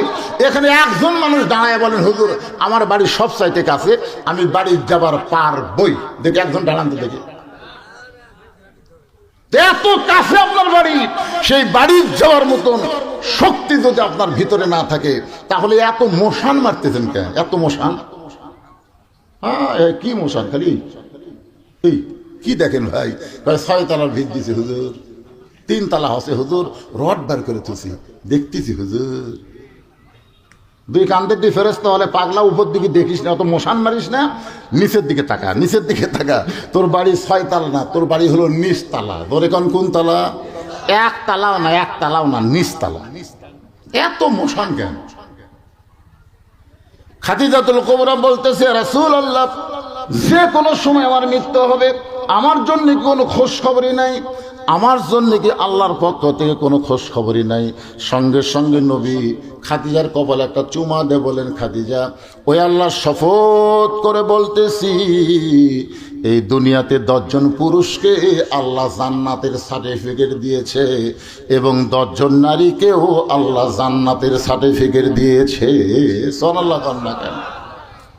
খাদিজাতুল কুবরা বলে, রাসূলুল্লাহ, যে কোনো সময় আমার মৃত্যু হবে, যে কোনো সময়, আমার জন্য কি কোনো খোঁজ খবরই নাই। আল্লাহ রাসূল বললেন, খাদিজা, আমার সাহাবীদের মধ্যে আল্লাহ 10 জন পুরুষকে জান্নাতের সার্টিফিকেট দিয়েছে, আবার 10 জন নারীকেও জান্নাতের সার্টিফিকেট দিয়েছে। 10 জনকে আল্লাহ জান্নাতের সার্টিফিকেট দিয়েছে বলে মনে করেন না যে 10 জনই জান্নাতি, তা কিন্তু না। আল্লাহ কোরআনে বলেছেন, রাদিয়াল্লাহু আনহুম ওয়া রাদু আন যালিকা লিমান খাশিয়া রাব্বাহ। আল্লাহ নবীর সাহাবী যারা বিনা হিসাবে জান্নাতি, তারা ধরে কেন সুবহানাল্লাহ, সবাই জান্নাতি, সবাই। কিন্তু এই 10 জনকে আল্লাহ তাআলা বিশেষ সার্টিফিকেট দিয়েছে। পুরুষের মধ্যে 1 নম্বর হলো আবু বকর সিদ্দিক, 2 নম্বর হযরত ওমর, 3 নম্বর ওসমান, 4 নম্বর আলী, 5 নম্বর আব্দুর রহমান ইবনে আউফ, 6 নম্বর জুবাইর, 7 নম্বর তালহা, 8 নম্বর সাদ ইবনে আবি ওয়াক্কাস, 9 নম্বর আবু সাইদ, আর 10 নম্বর হলো উবাদা ইবনুল জাররাহ। এ 10 জনই হলেন আশারে মুবাশশারা। সুবহানাল্লাহ বললেন না? তাবলিগে দিন কিতাবের মধ্যে ইমাম গাজ্জালি উল্লেখ করেছেন, এই 10টা সাহাবীর নাম অনায়াসে সবসময় যারা মুখস্থ বলবার পারে, মুখস্থ বলতে বলতে সাহাবীদের প্রতি তাদের একটা মহব্বত হবে। ওই লোকটা যখন মৃত্যুর বিছানায় পড়ে যাবে, এই 10টা সাহাবীর রুহানি তাওয়াজ্জুহ আল্লাহ তার প্রতি নাজিল করে তার জবানে ঈমানের কলেমা জারি করে দিবে। এই যে আয়াত আছে, ইয়া আইয়ুহাল্লাযীনা আমানুত্তাকুল্লাহা ওয়া কুনু মা'আস সাদিকিন, সত্যবাদীদের সাথে হবার গেলে সত্যবাদীদের নাম মুখস্থ রাখার দরকার আছে না নাই? কথা কোন আছে না নাই? নবীর তো অনেক সাহাবী, কিন্তু তার মধ্যে 10 জনকে আল্লাহ বিশেষভাবে একের সার্টিফিকেট দিয়ে দিয়েছে। এই 10টার নাম মনে রাখার দরকার আছে না নাই? আল্লাহ রাসূল বললেন, খাদিজা, পুরুষের মধ্যে 1 নম্বর জান্নাতে হলেন আবু বকর, আর নারীদের মধ্যে 1 নম্বর জান্নাতে হলেন খাদিজাতুল কুবরা। যেই মাত্র নবী বলেছেন নারীদের মধ্যে 1 নম্বর জান্নাতে হলো খাদিজাতুল কুবরা, সঙ্গে সঙ্গে খাদিজা মুস্কি মুস্কি হাসতেছে। আল্লাহ রাসূল খাদিজার কপালে চুম্বন দিয়ে বলে, খাদিজার হাঁটুর সঙ্গে হাঁটু লাগায় বলে, খাদিজা, এই মুহূর্তে আমি আর নবী নাই, এই মুহূর্তে আমি স্বামী হয়ে আপনার কাছে জানতে চাই, পুরুষের মধ্যে 2 নম্বর জান্নাতি হলো ওমর হয়, তাহলে নারীদের মধ্যে 2 নম্বর জান্নাতি কে হলে ভালো হয়? খাদিজা বলতেছে, ইয়া রাসূলুল্লাহ, আমি বলতে পারবো না, আল্লাহ এবং আল্লাহ রাসূল ভালো জানে। সুবহানাল্লাহ। আল্লাহ রাসূল বললেন, আমি একটু আপনার কাছে জানতে চাই, নবী হিসাবে না, স্বামী হিসাবে জানতে চাই, যে পুরুষের মধ্যে 1 নম্বর আবু বকর, 2 নম্বর উমর, 3 নম্বর ওসমান, তাহলে নারীদের মধ্যে 1 নম্বর খাদিজা, 2 নম্বর কার নাম হলে ভালো হয়? খাদিজা বলতেছেন, ইয়া রাসূলুল্লাহ, আমার কাছে যখন শুনতে চান, তাহলে 2 নম্বরে আমার কলিজার টুকরা ফাতেমা হলে ভালো হয়। আল্লাহ রাসূল মুস্কি হাসিতে বললেন, আমার মাধ্যমে আল্লাহ আপনাকে 4টা মেয়ে দিছে। নবীর মাধ্যমে খাদিজার পেট থেকে 4টা মেয়ে হচ্ছে। ধরে কোন কয়টা? সবচাইতে বড় মেয়ের নাম হলো জয়নাব। জয়নাবের পরে যার জন্ম হয়েছে তার নাম হলো রুকিয়া। রুকিয়ার পরে যার জন্ম হয়েছে তার নাম হলো কুলসুমা। সর্বশেষ ছোট মেয়েটার নাম হলো ফাতেমা। রাসূল বলে, খাদিজা, অন্য 3টা মেয়ের নাম না বলে আপনি সবচাইতে ছোট মেয়ে ফাতেমার নাম কেন 2 নম্বরের জন্য বললেন? খাদিজা বলতেছে, ইয়া রাসূলুল্লাহ, আপনি বাবা, আপনি বুঝতে পারবেন না, আপনি বাবা, আপনি বুঝতে পারবেন না কোন সন্তান কেমন, এটা বাবা জানে না, এটা জানি তার মা। সুবহানাল্লাহ। দেখেন, আজকে যে সন্তানগুলো রাস্তায় রাস্তায় ঘুরতেছে, কোরআনের মাহফিলে বসে নাই, এদের কামই হলো খালি ঘোরাঘুরি। এরকম সন্তান আছে না নাই? আপনারা বলেন তো, যে সন্তান বেশি ঘোরে, কেন ঘোরে, এটা কেউ না জানলেও ওর মাও জানবে। কিন্তু যদি জিজ্ঞাসা করেন কেমন আপনার ছেলে গোটা পাড়া খালি ঘোরে, এ ঘোরার কারণ কি? তখন মেয়েটা বলবে ওই তখন পেটটা ছিল না, তখন আমি অকলে গোটা পাড়া ঘুরিছি, ওই পেটের মধ্যেই ঘুরনি বেরন পথে। শোনেন একটা কথা শোনেন, মেয়েদের পেটে বাচ্চা আচার সাথে সাথে মেয়েদের অসুখ আল্লাহ বন্ধ করে দেয়। প্রতি মাসে 3 দিন 5 দিন 7 দিন একটা করে অসুখ নাই? এই অসুখ হলে নামাজ পড়া যাবে, এই অসুখ হলে রোজা রাখা যাবে, এই অসুখ হলে কোরআন শরীফ স্পর্শ করা যাবে না। কিন্তু যখনই বাচ্চা পেটে আসে আল্লাহ মাসিক ব্যায়াম বন্ধ করে দেওয়ার কারণ কি জানেন? যে বাচ্চার পেটে যে বাচ্চা আছে, মায়ের ইবাদতের সাথে পেটের বাচ্চার আল্লাহ সম্পর্ক করে দেয়, যার কারণে মাসিক বন্ধ, ইবাদত করতে যেন কোনো কমতি না হয়। আমার কথাকে বুঝতে পারলেন? মাসে 3 দিন যদি অসুখ হয় তার নামাজ পড়া যাবে, রোজার মাসে 3 দিন অসুখ হলে রোজা রাখা যাবে না। এই জন্য পেটে বাচ্চা আসা মাত্রই অসুখটা বন্ধ করে দেয়। বাবাই আনন্দে মাতিয়া সাগরে ভাসাইয়া সেই যে চইলা যায় খবর লয় না, মাজন ধরিয়ায় উদরে কতই যতন করে, ধরিয়া উদরে কতই যতন করে, 10 মাস পরে পায় প্রসবের বেদনা, এমন দরদি ভবে কেউ হবে না আমার মা গো। মায়ের পেটে বাচ্চা আইছে, বাচ্চার বয়স হচ্ছে 4 মাস। কয় মাস? এখন মা রুকুর থেকে যেই শেষ দাঁত গেছে, পেটের বাচ্চা পেটের মধ্যে চাপ খাচ্ছে। ফেরেশতারা বলতেছে আল্লাহ দেখো তোমার বান্দি তোমাকে সেজদা করতে গিয়ে পেটের বাচ্চা পেটের মধ্যে চাপ খেলো, বাচ্চার কি কষ্ট হয় না? আল্লাহ বলে ফেরেশতা সাক্ষী থাক, যেই মা পেটে বাচ্চা নিয়ে নামাজ পড়তেছে, এই মা শুধু নিজে নামাজ পড়তেছে না, পেটের বাচ্চাকেও নামাজের ট্রেনিং দিয়ে দিচ্ছে। ধরে কারণ সুবহানাল্লাহ। পেটে বাচ্চা নিয়ে মা যখন রোজা থাকে, আপনারা বলেন তো মায়ের নারীর সাথে বাচ্চার খাওয়ার সম্পর্ক নাই? কিন্তু মা খায় না, বাচ্চাও খায় না, তার মধ্যে মা একলা রোজা নাই, পেটের বাচ্চাও রোজার ট্রেনিং পাচ্ছে। এই দুনিয়াতে আসার পরে অনেক ছেলেরা কয় 11 মাসে আমার খিদা লাগে না, রোজার মাসে হাইরে খিদা লাগে। কারণ কি? উনি যখন পেটে আসছিল আর মা রোজা ছিল না, যার কারণে বার হয়ে রোজা থাকে না। এই জন্য একজন নেপোলিয়ন বলেছে খ্রিস্টান যে একটা ভালো যদি সন্তান চাও তাহলে ভালো একটা মায়ের দরকার। ধরে কারণ কিসের দরকার? ভালো একটা বাপের দরকার নেই তো। আল্লাহর একজন মস্ত বড় নবী, নাম হচ্ছেন ইয়াকুব নবী। ধরে কারণ কি নবী? ইয়াকুব নবী নির্জনে বসে আল্লাহর কাছে কান দেয়ার বলে, আল্লাহ আমার তুমি 12টা সন্তান দিলে, এই 2টা সন্তানই এত ভালো, আর এই 10টা এত পাঁচি কেন হলো? আমি নবী হয়ে জন্ম দিলাম, আমার 2 সন্তান ভালো আর 10টা খারাপ কেন হলো? আল্লাহ বলে ইয়াকুব তোমার বউ কয়টা? ইয়াকুব বলতে আমার বউ তো 2টা। তোমার যে বউ ভালো, এই বউয়ের পেট থেকে 2টা সন্তান বনিয়ামিন ইউসুফ ভালো হয়েছে, আর তোমার যে বউ খারাপ, ওই পেট থেকে যে 10টা বাড়াছে এরা খারাপ হয়েছে। তার মানে বোঝা গেল নবী হয়ে জন্ম দিলে হবে না, মাও ভালো হওয়া লাগবে। ধরে কারণ কি ভালো হওয়া লাগবে? মাও। আমার মায়েরা যারা পর্দার অন্তর আছে একটু মনোযোগ দিয়ে শুনবেন। খাদিজাতুল কুবরা বলে, রাসূলুল্লাহ আপনি বাবা হওয়ার কারণে বুঝতে পারবেন না কোন সন্তান কেমন, এটা বাবা জানে না, এটা জানি হলো আমার মা। খাদিজা বলে, রাসূলুল্লাহ যখন জয়নাব আমার পেটের মধ্যে ছিল, আমার পেটটা উঁচু হয়েছিল, আমার পেটের মধ্যে ওজন হয়েছিল, আমার মেয়ে জয়নাব যখন দুনিয়াতে ভূমিষ্ঠ হইল, আমি খাদিজা তখন প্রসব ব্যথা পাইছি। আমার রোকেয়া যখন আমার পেটের মধ্যে ছিল, আমার পেট উঁচু হয়েছিল, আমার পেটের ওজন হয়েছিল, রোকেয়া যখন ভূমিষ্ঠ হইল, আমি তখন প্রসব ব্যথায় জর্জরিত হয়ে গেলাম। আমার কুলসুমা যখন আমার পেটে ছিল, আমার পেটটা ওজন হয়েছিল, আমার পেটটা বড় হয়েছিল। এই কুলসুমা যখন ভূমিষ্ঠ হইল, তখন আমার রক্ত পর্যন্ত ঝরল, আমি প্রসব ব্যথায় ভুগলাম।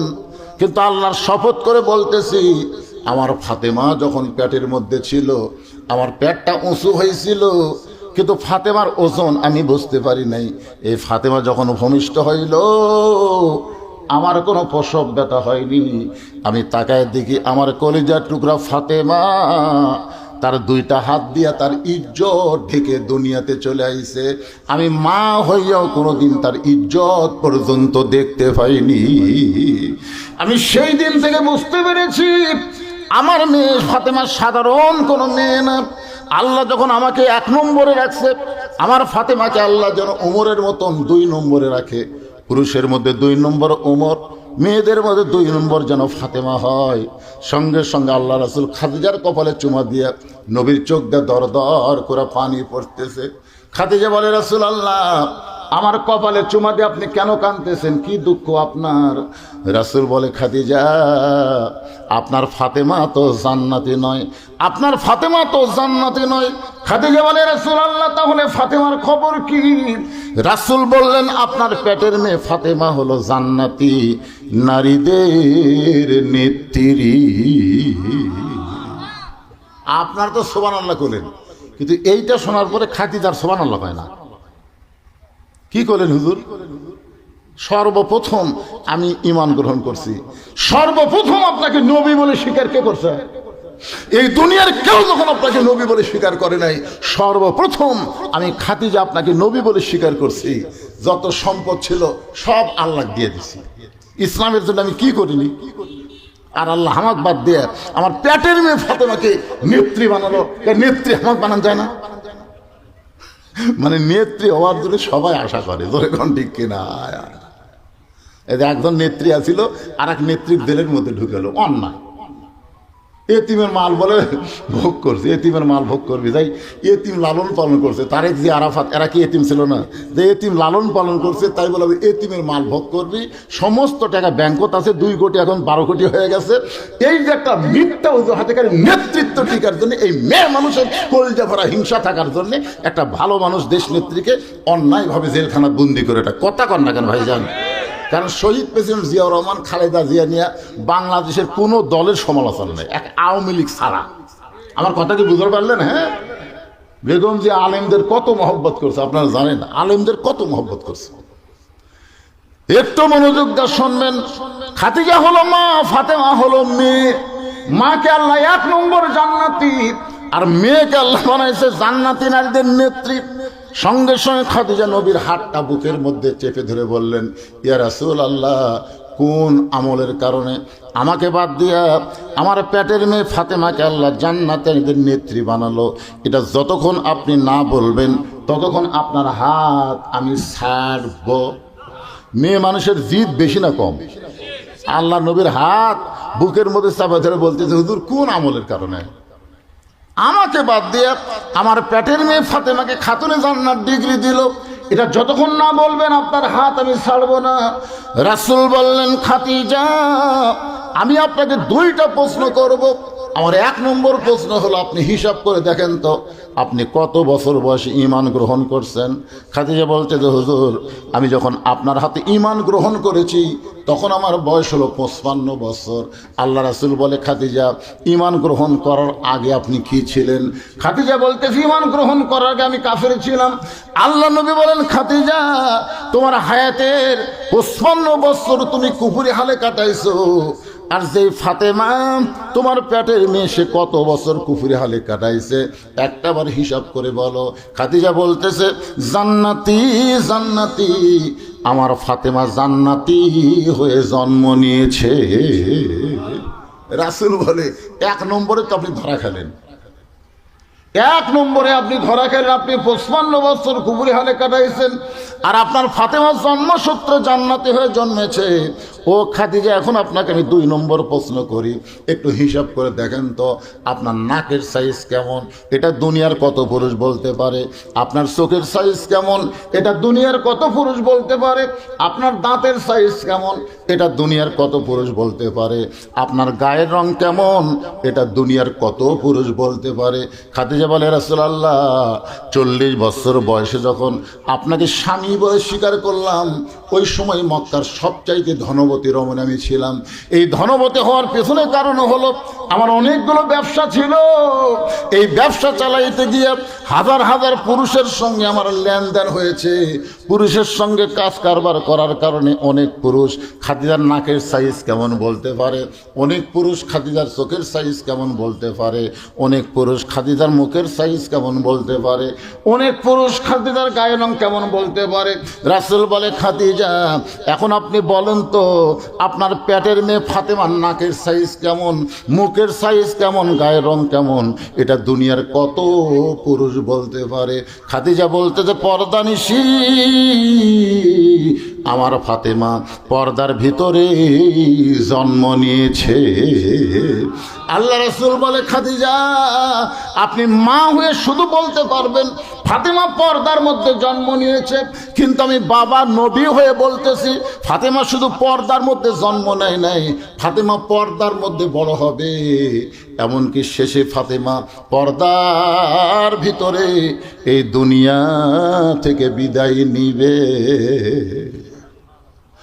গভীর রাত্রে হযরত আলীর বুকের মধ্যে মাথা দিয়ে নবীজির কলিজার টুকরা ফাতেমা কাঁদতেছে। হযরত আলী চমকে বলে, ফাতেমা আজকে হঠাৎ গভীর রাত্রে এমন করে আপনি কাঁদেন কেন? ফাতেমা বলে, স্বামী গো, আপনি কি জানেন আল্লাহ তাআলা আমার দোয়া কবুল করছে? যেই মাত্র কইছে আল্লাহ আমার দোয়া কবুল করছে, আলী মুস্কি মুস্কি হেসে বলে, পাগলি রে, আল্লাহ যদি দোয়া কবুল করে তাহলে আনন্দ করো, কান্দ কেন? ফাতেমা বলে, স্বামী কি দোয়া আল্লাহ কবুল করছে এটাকে আপনি শুনবেন না? আলী বলে, কি দোয়া আল্লাহ কবুল করলো? ফাতেমা বলতেছে, আমি সব সময় আল্লাহর কাছে বলতাম, আল্লাহ আমাকে পর্দার মধ্যে মৃত্যু দিও। আমি জানতে পারলাম আল্লাহ আমার দোয়া কবুল করে আমাকে পর্দার মধ্যে মৃত্যু দিবে। আলী মুস্কি মুস্কি হাসের বলে, পাগলি রে, যে সারা জীবন পর্দার মধ্যে থাকছে, আল্লাহ তাকে পর্দার মধ্যে মৃত্যু দিবে, এতে আনন্দ হওয়ার কথা, কান্দ কেন? ফাতেমা বলে, স্বামী সেই মৃত্যুটা কবে হবে এইটাকে আপনি শুনবেন না? আলী বলে, ফাতেমা দুনিয়ার কোনো মানুষ মৃত্যুর কথা বলতে পারে না, কে কখন মরবে এটা কেউ জানে না। ফাতেমা বলে, আল্লাহ পাক আমারে জানাইছে আজকে গভীর রাত্রে আমার মৃত্যু হবে। যেই মাত্র কইছে আল্লাহ পাক আমারে জানাইছে আজকে গভীর রাত্রে আমার মৃত্যু হবে, গাছের গোড়া কাটলে গাছটা যেমন পড়ে যায়, হযরত আলী তেমনি পড়ে গেলেন ঘরের মাঝায়। ফাতেমা চোখের পানি মুছে মুস্কি মুস্কি হেসে ওই স্বামীর মাথাটা উরাতের উপরে নিয়ে কপালে একটা চুমা দিয়ে বলে, স্বামী গো, এমন করে আপনি কাঁদবেন না, কারণ আমার বাবার মুখে আমি শুনেছি আপনি হলেন আসাদুল্লাহিল গালিব। আমার বাবার মুখে শুনেছি আনা মাদিনাতুল ইলমি ওয়া আলিউ বাবুহা। আমার বাবা আল্লাহর নবী বলেছেন পৃথিবীর শ্রেষ্ঠ বীরের নাম হলো হযরত আলী, আর পৃথিবীর শ্রেষ্ঠ জ্ঞানী হলেন হযরত আলী। জোরে কান সুবহানাল্লাহ। গোটা পৃথিবীর মধ্যে কিয়ামত পর্যন্ত হযরত আলীর মতন বীরের আর জন্ম হবে না, কিয়ামত পর্যন্ত হযরত আলীর মতন কোন জ্ঞানী আর জন্ম নিবে। আল্লাহ রাসূল যখন মদিনার প্রেসিডেন্ট ছিলেন ওই সময় শিক্ষামন্ত্রী ছিলেন হযরত আলী। জোরে কর সুবহানাল্লাহ। আবু বকর রাদিয়াল্লাহু যখন মদিনার খলিফা ছিলেন ওই সময় শিক্ষামন্ত্রী হলেন হযরত আলী। ওমর ফারুক যখন মদিনার খলিফা ছিলেন ওই সময় শিক্ষামন্ত্রী হলেন হযরত আলী। ওসমান গনি যখন মদিনার খলিফা ছিলেন ওই সময় শিক্ষামন্ত্রী হলেন হযরত আলী। খলিফা পাল্টায় কিন্তু শিক্ষামন্ত্রী পাল্টায় না। কি বুঝলেন? শিক্ষামন্ত্রী যদি সঠিক ব্যক্তিকে দেওয়া হয় তাহলে প্রাইমারি জন্য ভিক্ষা করা লাগতে পারে 90% মুসলমানের দেশে, ইবতেদায়ী হাফেজে মাদ্রাসার জন্য ভিক্ষা করা লাগবে না। কারণ রাসূল বলেছেন খায়রুকুম মান তাআল্লামাল কুরআনা ওয়া আল্লামাহ। ওই ব্যক্তির যাতে দামি সম্মানী কোনো ব্যক্তি নাই যে কোরআন শিখেছে অপরকে কোরআনের শিক্ষা দেয়। আপনাদের এই জামালপুর আশেপাশে প্রাইমারি আছে না নাই? প্রাইমারি নাই? আচ্ছা, জামালপুর আশেপাশে নাই? কোনটু নাই? সেই প্রাইমারির জন্য কোনোদিন এরকম মানুষের চাওয়া লাগে? আপনারা যে হালখাতা করছেন হালখাতা করা লাগে, মাস গেলে এমনি হেড স্যার বেতন গেলে করা টাকা ব্যাংকত থালিয়ে আসে পারে। তো 90% মুসলমানের দেশে এমন শিক্ষামন্ত্রী আমরা পাইছি যে সংসদে জেনারেল শিক্ষার উপর বাজেট চায়, কোরআনের শিক্ষার উপর কোনো কথা নাই। কথা বলেন না কেন ভাইজান? তো এখন যদি আমরা কোরআন দিয়ে সংসদে যাবার চাই তখন সাইড থেকে দুই একটা নেতা চোখ চুলকায় আর গাও চুলকায় হুজুর ফেতরা খায় হুজুর হলে, আর সেই কোরআন লেউটি যাবার চান। মানে আমাদের শিক্ষা কাঠামোটা দুর্বল হয়ে গেছে। এই জন্য আগামীতে এমন একজন মানুষকে আমরা শিক্ষামন্ত্রী চাই আল্লাহর কোরআন নবীর হাদিস সম্পর্কে তার জ্ঞান আছে। ধরে কারণ ঠিক কেনা ভাই, আমার কিছুই বোঝে না। নাস্তিকদের বানা শিক্ষামন্ত্রী একদম বাগডম ঘোলানো সাজে ঢাক ঢোলক ঝাঁঝর বাজে বাঁচতে বাঁচতে চললো ঢুলি গেল কমলা ফুলি। আপনারা বলেন তো এর মধ্যে একটা কথা সত্যি আছে? কথা কন না কেন? আইরে আইটি নাই ভরা দিয়ে নালে গেল বোয়াল মাছে তাই না থেকে ভোদন নাচে, এটা কি? এইগুলা মিথ্যা শিক্ষা দিয়ে মাস গেলে 50,000 টাকা বেতন খালি গুনে নেয়। আর জালিকাল কিতাবুল আরাইবা বিহুদালিল মুত্তাকিন, আল্লাহর কোরআন শিক্ষা দিয়া 3 মাস হলে বেতন বাকি, চাইলে কেশিয়ার খালি গরম দেখা। হুজুর আপনারা আলিম মানুষ, ইন্নাল্লাহ মাস সাবিরিন, ধৈর্য ধরবেন হুজুর, ধৈর্যশীলদের সঙ্গে আল্লাহ আছে হুজুর। আয় আয় আয়। মনে হয় মৌলবীদের জন্য বাজার আলাদা, একই বাজারে প্রাইমারি মাস্টার হাট করে, এই মাদ্রাসার মোহতামিম বাজার করে, সব জিনিসের দাম একই। তোর 50, তোমার যে 6, তাহলে চলবি কি হবে ভাই? তারপরেও চলতেছে শুধুমাত্র আল্লাহর কোরআনকে ভালোবাসার কারণে। আল্লাহ আলাদাভাবে একটা রহমত বরকত দান করতেছে। জোরে কথা কর না কেন? হ্যাঁ, ফাতেমার স্বামীর কপালে চুমা দিয়ে বলতেছেন, আপনি হলেন পৃথিবীর সবচাইতে বড় বীর, আর আপনি হলেন পৃথিবীর সবচাইতে বড় জ্ঞানী। বড় বীর হয়ে বইয়ের মরার খবর শুনে আপনি এমন করে পড়লেন কেন? আপনি কি জানেন না এই দুনিয়া থাকার জায়গা না, আসলে যাইতে হবে। আমি যেই বলবো আসলে, আপনার বলবেন যাইতে হবে। এই সত্যি কথা বলতে আপনাকে আপত্তি আছে? কেবারে ওই একটা মুখত মাস্ক দিছে, ওই একটা মুখত মাস্ক দিছে, আবার কি করোনা ফিরে যাচ্ছে নাকি রে? এই দাও তো মাস্কটা খুলো তো দেখি। আমার মুখ দেখবার মুখত মাস্ক দেওয়াজ করলে কি বলতেন আপনারা? খোলেন খোলেন, এখন মাস্ক দিলেন। একজন বক্তার চেহারা দেখেন, আমুল শ্রোতার চেহারা দেখা দেখের মধ্যে একটা মহব্বত আছে না নাই? তাহলে সবে জবান করে বলেন আসলে কবে। আমি যেই বলবো কবে, আপনারা বলবেন জানি না। কবে? আরো জোরে। এখন টাকা দেন, এখন টাকা দেন, কারণ আমরা যাব কবে যাব জানি না। এই কোরআনকে বিজয় করার জন্য, কোরআনের মাদ্রাসাকে চালু রাখার জন্য সরকারি কোনো টাকা পাই না। আপনাদের কাছ থেকে আমি টাকা চাই। 100 জন আল্লাহর বান্দা এখানে আমি চাই একটা করে কোরআন শরীফ কিনে এই মাদ্রাসায় দিবেন। আপনার বাজারে যা কোরআন কিনা লাগবে না, খালি 500 টাকা দিবেন, একটা কোরআন দানের সওয়াব আল্লাহ আপনার বাপ মার কবরে দিয়ে দিবে। পৃথিবীর শ্রেষ্ঠ দান নবীর মাদ্রাসা একটা কোরআন। যে ব্যক্তি প্রথম 500 টাকা দিবে কোরআনের জন্য, ওর দেখা দিকে যত মানুষ দিবে প্রত্যেকটা মানুষ দানের একটা সওয়াব আল্লাহ দিয়ে দিবে। এই প্রথম ব্যক্তি, ওটাই কিন্তু খুবই কঠিন, বাকি কিন্তু হবে না। বাজার ওটা আসেন, মা আসে দেখছেন উপর থেকে চান্স দিয়েছে, আসেন 100 জন আসেন বাবা, একটু কষ্ট করে আসেন। আল্লাহ তোমার 2 জন বান্দা মাশাআল্লাহ 3 নম্বরে 3 জন আল্লাহর পাগল পাওয়া গেল। 3টা কোরআন শরীফ বাবু 1500 টাকা দান করেছে, আল্লাহ দানকে কবুল করেন। পিছন দিক থেকে আরেকজন 500 টাকা দান করেছে, আরেকজন কোরআন শরীফ বাবু 500 টাকা দান করছে। এই কে যেমন হয়ে করছে, একজন বসেন, আসেন। হ্যাঁ, আল্লাহ তোমার বান্দার কেউ উঠবেন না। আপনার যদি 500 না পারেন 10-20 টাকা করে ব্যাগের মধ্যে দিবেন, সেটা পারবেন না। জামাত ইসলাম থেকে 12,000 টাকা। কি কথা রে ভারে, লিল্লাহে তাকবীর। জামাত ইসলামের পক্ষ থেকে 24টা কোরআন শরীফ বাবদ 12,000 টাকা করে বলেন মারহাবা। বাসার ভাই টাকা দিবে, একবার তো উঠে দিলে বাসার ভাই টাকা দিলে। কত দিচ্ছেন? এটা কি বিএনপির পক্ষ থেকে না আপনার পক্ষ থেকে? আচ্ছা ঠিক আছে। আমার ছোট ভাই আবুল বাশারের পক্ষ থেকে 20টা কোরআন শরীফ বাবদ 10,000 টাকা দান করছে, আল্লাহ কবুল করেন। করে কেন আমেন। এ ভাই জানে সেটা বন্ধ হলো কেন? 500 টাকা নাই পকেট? দোয়ার আগে একটা হাফেজ সাহেব পাগড়ি দেওয়া হবে আজকে। এরা সব আপনার আগের জিনিস পরে করেন, আগে করিনি স্যার, নামাজের টাইমে আসা মুক্তা শুরু হয়ে গেছে, যার জন্য এটা খাড়া করেন। হাফেজ সাহেব এটা খাড়া করেন, যার মাথায় পাগড়ি দেওয়া হবে তাকে এখানে নিয়ে আসেন। হ্যাঁ, কোরআন শরীফ দিবেন। এই মাদ্রাসা থেকে একটা হাফেজের মাথায় পাগড়ি দেওয়া হবে, 30 পারা কোরআনের হাফেজ। এই মাদ্রাসার তালবে ইলম কারা আছো তোমরা ভিতরে গামছা নিয়ে নামো। 10 টাকা, 20 টাকা, 50 টাকা, 100 টাকা। আজকে মায়েরা এত দান করবে, মায়েরা আপনারা এত দান করবেন, আল্লাহ যেন খাদিজার সঙ্গে আপনাকে জান্নাত দিয়ে দেয়।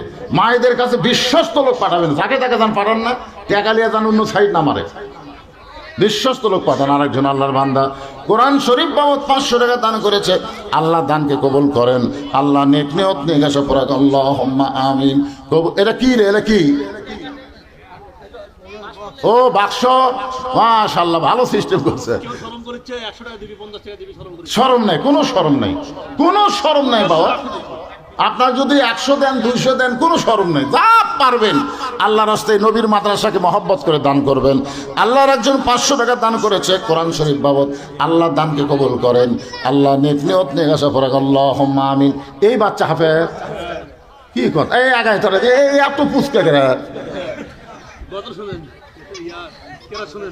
আচ্ছা, এই ছেলে 30 পারা কোরআনের হাফেজ, এর মাথাতে একটু পাগড়ি দেওয়া লাগবে, বুঝলেন? আপনারা একজন ওঠেন না, একজনও লড়াচড়া করবেন না। একটা হাফেজের মাথার পাগড়ি দেওয়া দেখলে এই হাফেজের ওসিলায় আল্লাহ আমাকে জান্নাত দিয়ে দিবে। এই জন্য সবাই দেখেন। তারপর আমার বাকি আলোচনা আছে, তারপরে আজকের মাহফিলের অতিথিবৃন্দ আছে, তারাও আপনাদের একটু শুভেচ্ছা বক্তব্য দেবেন। আমার আবুল বাসার ভাই তো সেই ওয়াজ করে, হুজুরের চাইতে ভালো। একজন মা এতিম বাবার জন্য দোয়া চাই, 2টা কোরআন শরীফ বাবাতে 1000 টাকা দান করেছে। আল্লাহ দানকে কবুল করেন, আল্লাহুম্মা আমিন।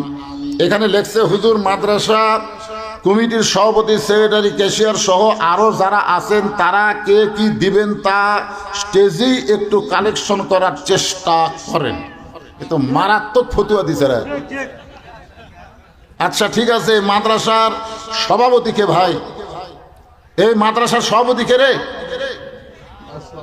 আপনি তো দেন, কি দিবেন? লিল্লাহি তাকবীর। আমি যেই বলছি দেন কি দিবেন, 10,000 টাকা দেবো। আমি 10,000 চাচ্ছি,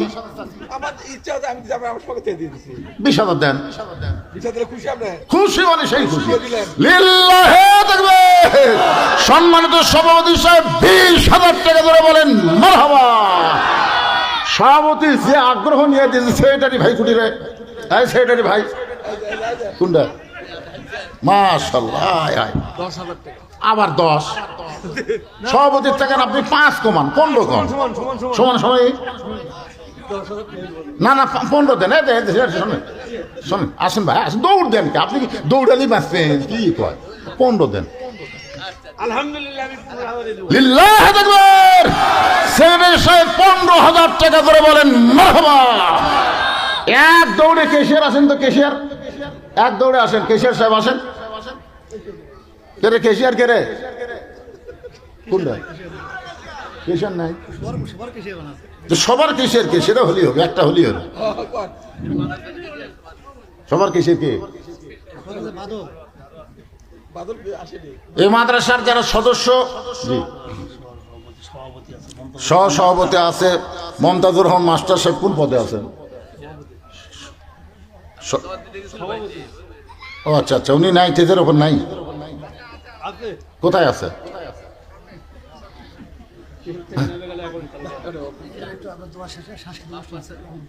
আজকে আমি দোয়া করার পরে কিন্তু মাহফিল শেষ হচ্ছে না, এরপরে আবার সেই মনোজ্ঞ সাংস্কৃতিক অনুষ্ঠান হবে ইনশাআল্লাহ। আপনারা দেখবেন, প্রাণ ভরে দেখবেন।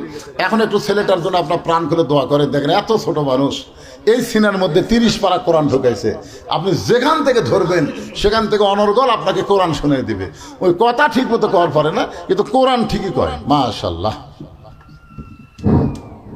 এবার এই গত আমরা ইবতিদায়ী এই হাফিজি শুরু করার থেকে আমাদের গ্রামে কোনো হাফিজ আমরা করতে পারিনি। এটাই প্রথম আমাদের আশরাফ ভাইয়ের ছেলে, আশরাফ ভাইকে আমি এখানে উপস্থিত হওয়ার জন্য অনুরোধ করছি। জামালপুর এটাই প্রথম 2007 থেকে শুরু করে আমরা 32 জন 33 জন হাফেজ পার করছি, কিন্তু আমাদের গ্রামের এটাই প্রথম হাফেজ হয়েছে। সবাই বলি নারায়ে তাকবীর, নারায়ে তাকবীর।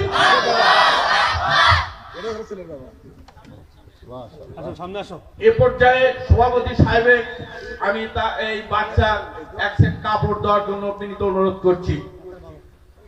তার সাথে ওনার বাবাকেও আমরা একটা পাঞ্জাবি দিয়ে উপঢৌকন দিচ্ছি। আপনারা দেখেন, এই ছেলে আমারই চাচাতো ভাই, ছোট ভাই, এনার ছেলে আমাদের এইবার তাকে আমরা পাঞ্জাবি দিতে পেরেছি। এই জন্য আমরা আপনাদের কাছে দোয়া চাই, উনি যেন এই হেফজ ঠিক মতো রাখতে পারে, এবং তার জন্য আমরা দোয়া করব। দুটো আয়াত পড়ুন। যাও, হ্যাঁ, একটা আয়াত পড়ো। যাও, যাও। একটা আয়াত পড়বে। এটা তেলাওয়াত করো নাকি? আসসালামু আলাইকুম ওয়া রাহমাতুল্লাহি ওয়া বারাকাতুহু। আসসালামু ওয়া রাহমাতুল্লাহ। আউযু বিল্লাহি মিনাশ শাইতানির রাজীম। বিসমিল্লাহির রাহমানির রাহিম।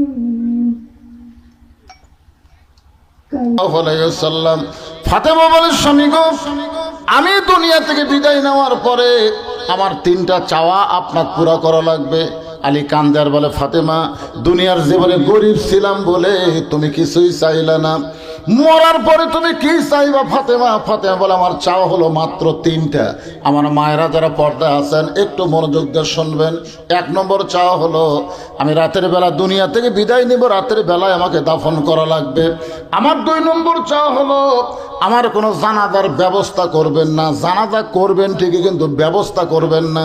আমার 3 নম্বর চাওয়া হলো, আমার লাশটা খাটনি তুলবেন না, কারণ একজন নারীকে সবাই খাটনি কাঁধে নিবার পারে না। আমি ফাতেমা হিসাব করে দেখলাম, আমার বাবা যদি দুনিয়াতে থাকতো, মরা মেয়ের লাশের খাটনি বাবা কাঁধে নিবার পারতো। 6 মাস আগে আমার বাবা দুনিয়া থেকে বিদায় নিয়েছে। আমার হাসান হোসেন এত ছোট, এরা মায়ের লাশের খাটনি কাঁধে নিবার পারবে না। আপনি শুধু জান্নাতুল বাকির পূর্ব কোনায় সবুজ রঙের একটা বাতি জ্বলবে, ওই বাতি বরাবর আমাকে দাফন করবেন। হযরত আলীর বন্ধু ছিল আবু যর গিফারি কবর খুঁড়লেন, হযরত আলী তাকে দাফন করলেন। দাফন করার পর আল্লাহর কাছে বললেন, আল্লাহ এই পর্দানিশী ফাতেমাকে তুমি কবুল করে নাও। এই দোয়া করার পরে তাকায় দেখে কয়েকটা নতুন পুরাতন কবর দেখা যায়। এইমাত্র ফাতেমার যে নতুন কবর দিয়েছে সেই নতুন কবর নাই। আলী চিৎকার দিয়ে বললেন, ফাতেমার কবর, ফাতেমার কবর। কে যেন বলে, আলী ফাতেমা পর্দানিশী, আমি আল্লাহ ফাতেমাকে এতই ভালোবাসি, এই ভালোবাসার কারণে তার কবরটাও পর্যন্ত পর্দা করে দিয়েছি। আমার মায়েদের জন্য বলতেছি, মা যদি জান্নাতে যাবার চান তাহলে ফাতেমার সিগনেচার ছাড়া কিন্তু জান্নাতে যাওয়া যাবে না। আর বেপর্দা নারীকে ফাতেমা কোনোদিন সিগনেচার দেবে না। এই জন্য আপনাদের পর্দা মানতেই হবে। পুরুষের জন্য 1 নম্বর হলো নামাজ, আর নারীদের জন্য 1 নম্বর নেক আমল হলো পর্দা। এরপরে আল্লাহ বলতেছেন, অতাওয়াসাউ বিল হক, হক কথা বলতে হবে, হক পথে চলতে হবে। প্রয়োজনে হকের জন্য যদি জীবন দেওয়া লাগতে পারে, এই জীবন দেওয়া মানে মরে যাওয়া না, এই জীবন দেওয়া মানে চির অমর হয়ে যাওয়া। যেমন ওসমান হাদি জীবন দিয়েছে, ওসমান হাদি কিন্তু মরে নাই। আপনারা জানেন, মাত্র 1 সপ্তাহের মধ্যে এই বাংলাদেশে যে সমস্ত ছেলে জন্ম নিয়েছে অধিকাংশ ছেলের নাম ওসমান হাদি রাইখা দিয়েছে। তার মানে বোঝা গেল ওসমান হাদিরা মরে না, এরা যুগে যুগে মানুষের অন্তরে জীবিত থাকে। ধরে কোন কথা ঠিক কিনা? আপনারা বলেন তো, ওই যে কারবালার প্রান্তরে ইয়েজিদের বাহিনীর দ্বারা হোসেনকে হত্যা করা হয়েছে, ইয়েজিদের বাহিনী দ্বারা হোসেনকে হত্যা করা হয়েছে। সবাই ইয়েজিদকে দোষ দেয়, আমি বলবো ইয়েজিদের দোষ কিছুটা রয়েছে, যার কারণে আজকে পৃথিবীতে ইয়েজিদ নামের কোনো মানুষকে আমরা খুঁজে পাই না, কিন্তু প্রত্যেকটা পাড়ায় পাড়ায় হোসেনকে পাওয়া যায়। ধরে কোন কথা ঠিক কিনা? এখান থেকে বোঝা গেল হক পথে চলবে, হক কথা বলবে, হকের পথে যারা জীবন দেবে। আল্লামা সাইদি হুজুরেরা মরে না, এরা কিয়ামত পর্যন্ত মানুষের অন্তরে থাকে। ধরে কোন কথা ঠিক কিনা? প্রয়োজন হলে হকের পক্ষে থাকতে গিয়ে বাতিলের সঙ্গে কোনো আপোষ না করে যদি জীবন দেয়, আল্লাহ কোরআনে বলেছেন, ওয়ালা তাকুলু লিমান ইউকতালু ফি সাবিলিল্লাহি আমওয়াতুন বাল আহইয়াউ ওয়ালাকিন লা তাশউরুন। এর সাথে সাথে আল্লাহ বলেছেন, ওয়াতাওয়াসাউ বিস সবর, যে তোমরা ধৈর্য ধারণ করতে হবে, ধৈর্য অর্জনের শিক্ষা নেওয়া লাগবে। কারণ বাতিলের সঙ্গে লড়াই করতে গেলে নানা রকম বিপদ আপদ মুসিবত আসবে। যেরকম ঠিক কিনা? আপনার বলেন তো, 15.5 বছর যে হারে হাসিনা আমাকে অত্যাচার করছে, আমরা কি ধৈর্য হারা হচ্ছি? আমরা সবসময় বলছি, এই কালোরা থাকবে না, এই অবস্থা থাকবে না। ধৈর্য নিয়ে আমরা মোকাবেলা করার কারণেই তো 24 সালের 5ই আগস্ট আমরা একটা পরিবেশ পেয়ে গেলাম। জোরে কোন কথা ঠিক কিনা? এই পরিবেশ যেন আগামীতে কলুষিত না হয়, এই জন্য ধৈর্যের সাথে মোকাবেলা করা লাগবে। আপনারা বলেন তো, মায়ের পেটের যে বাচ্চা প্রথম হচ্ছে, মা কি অধৈর্য হলে বাচ্চা নিয়ে পারবে? কারণ বাচ্চা হওয়ার সময় প্রসব ব্যথা আছে না নাই? এখন ব্যথা শুরু হতে মাসে মনে যাবো, বিষ খাবো, গলার দোষ দেবো, এই কষ্ট আমি সহ্য করবো না। দাদি নানি দৌড়ে গিয়ে কয়, পাগলি মায়ের পায়ের তলে সন্তানের জান্নাত, তুই যদি অধৈর্য হোস তাহলে তুই মা কেমনে হবি? তখন তাকে ধৈর্য ধারণের শিক্ষা দেয়। এক সময় শুয়ে দেয়, ঠান্ডা পানির মতো নরম কর চুবড়ায় কপালে দেয়, আর বলে ধৈর্য ধর, চিল্লাচিল্লি করিস না, চিল্লাচিল্লি করলে আশেপাশের লোকজন জানবে, তারাই বলবে একটা মা বাচ্চা হওয়ার সময় হাইরে কান্দা কান্দিছে রে, তোর কি শরম নাই? এমন কথা বলে এমন ধৈর্য ধরাইছে, এক সময় বাচ্চা টেনে বের করছে, মা কিন্তু কষ্টে বেহুশ হয়ে গেছে, মা বেহুশ হয়ে গেছে, বাচ্চারে গোসল করায়, ওই বাচ্চা যখন মায়ের বুকে দেয়, মা সঙ্গে সঙ্গে হুঁশ ফিরে পায়, চোখ মেলে বাচ্চাকে দেখে আস্তে করে বাচ্চাকে মুখের কাছে নিয়ে গালে মুখে চুমা খায়, দাদি নানি তিরস্কার করে বলে, এর জন্য গলার দড়ি দিবার চাইলি, এর জন্য বিষ খাবার চাইলি, আবার একে তুই বুকের মধ্যে নিয়ে চুমা খাস কেন, এক লাত্তি মারা ফেলে দে। তখন মা বলে, দাদি আসলে জি সভা কমিটির সেক্রেটারি সাহেব 20,000 টাকা ধরে বলেন মারহাবা। আচ্ছা সেক্রেটারি কোনটা, সেটা কোনটা এখানে নাই, তেজের ওপর নাই। আচ্ছা সভা কমিটির সেক্রেটারি আলামিন, তো সভা কমিটির সভাপতি কোটি গেল,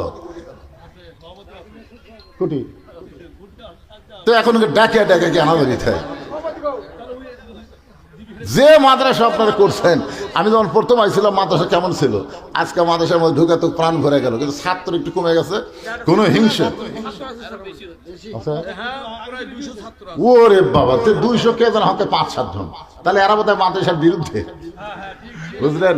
এনটি পার্টি আছে, অসুবিধা নাই, অসুবিধা নাই। রাসূলের বিরুদ্ধে বহুত লোক ছিল, কিন্তু কাম কিছু হয়নি, জোরে কোন ঠিক কিনা? মাদ্রাসা হলো নবীর ঘর, এর বিরুদ্ধে যায়েন না, বিরুদ্ধে গেলে আপনি ধ্বংস হয়ে যাবেন। নুরানি ইবতেদায়ী কত, প্রায় 200 জন। আল্লাহ মাদ্রাসাকে কবুল করুক, সবাই বলে আল্লাহুম্মা আমিন। একটু চিন্তা করেন, মা যদি ধৈর্য ধারণ না করতো, বাচ্চা আসতো, আর বাচ্চা কোলে নেওয়ার সঙ্গে সঙ্গে মা কি ওই কষ্টের কথা মনে রাখছে? তাহলে আমরা ধৈর্য ধারণ করছি, যার কারণে আমরা 24-এর 5 আগস্ট পাইছি। এখন আমরা কিন্তু খুব খেয়াল করে আমার কথাটা শুনবেন, যে কষ্ট পাইছি, আল্লামা সাইদির মতন মানুষ চলে গেছে, বহু আল্লাহর সৈনিক, তাদেরকে অন্যায়ভাবে ফাঁসি দেওয়া হয়েছে, আমাদেরকে গুম করা হয়েছে, তা হত্যা করা হয়েছে, তারপরে আমরা বাড়িতে থাকতে পারি নাই। এত নির্যাতনের পরে আমরা কখন শান্তি পাবো? মা সন্তান কোলে পেয়ে যেমন শান্তি পাইছে, আমরা আল্লাহর কোরআন যখন বাংলার সংসদে দেখব, কলেমার পতাকা যখন পথ করে উঠবে, তখন আমাদের অতীতের কোনো কথা আর মনে থাকবে না, ধরে কোন ঠিক কিনা? কোনো দুঃখের কথা মনে থাকবে না। আল্লাহ আমাদের সকলের জন্য কবুল করুক, সকলে বলে আল্লাহুম্মা আমিন। এখন যারা সাংস্কৃতিক অনুষ্ঠান করবে, তারা কি এখানে আইছে? হ্যাঁ, তো কিভাবে সেটা পরিচালনা হবে? এসার আগেই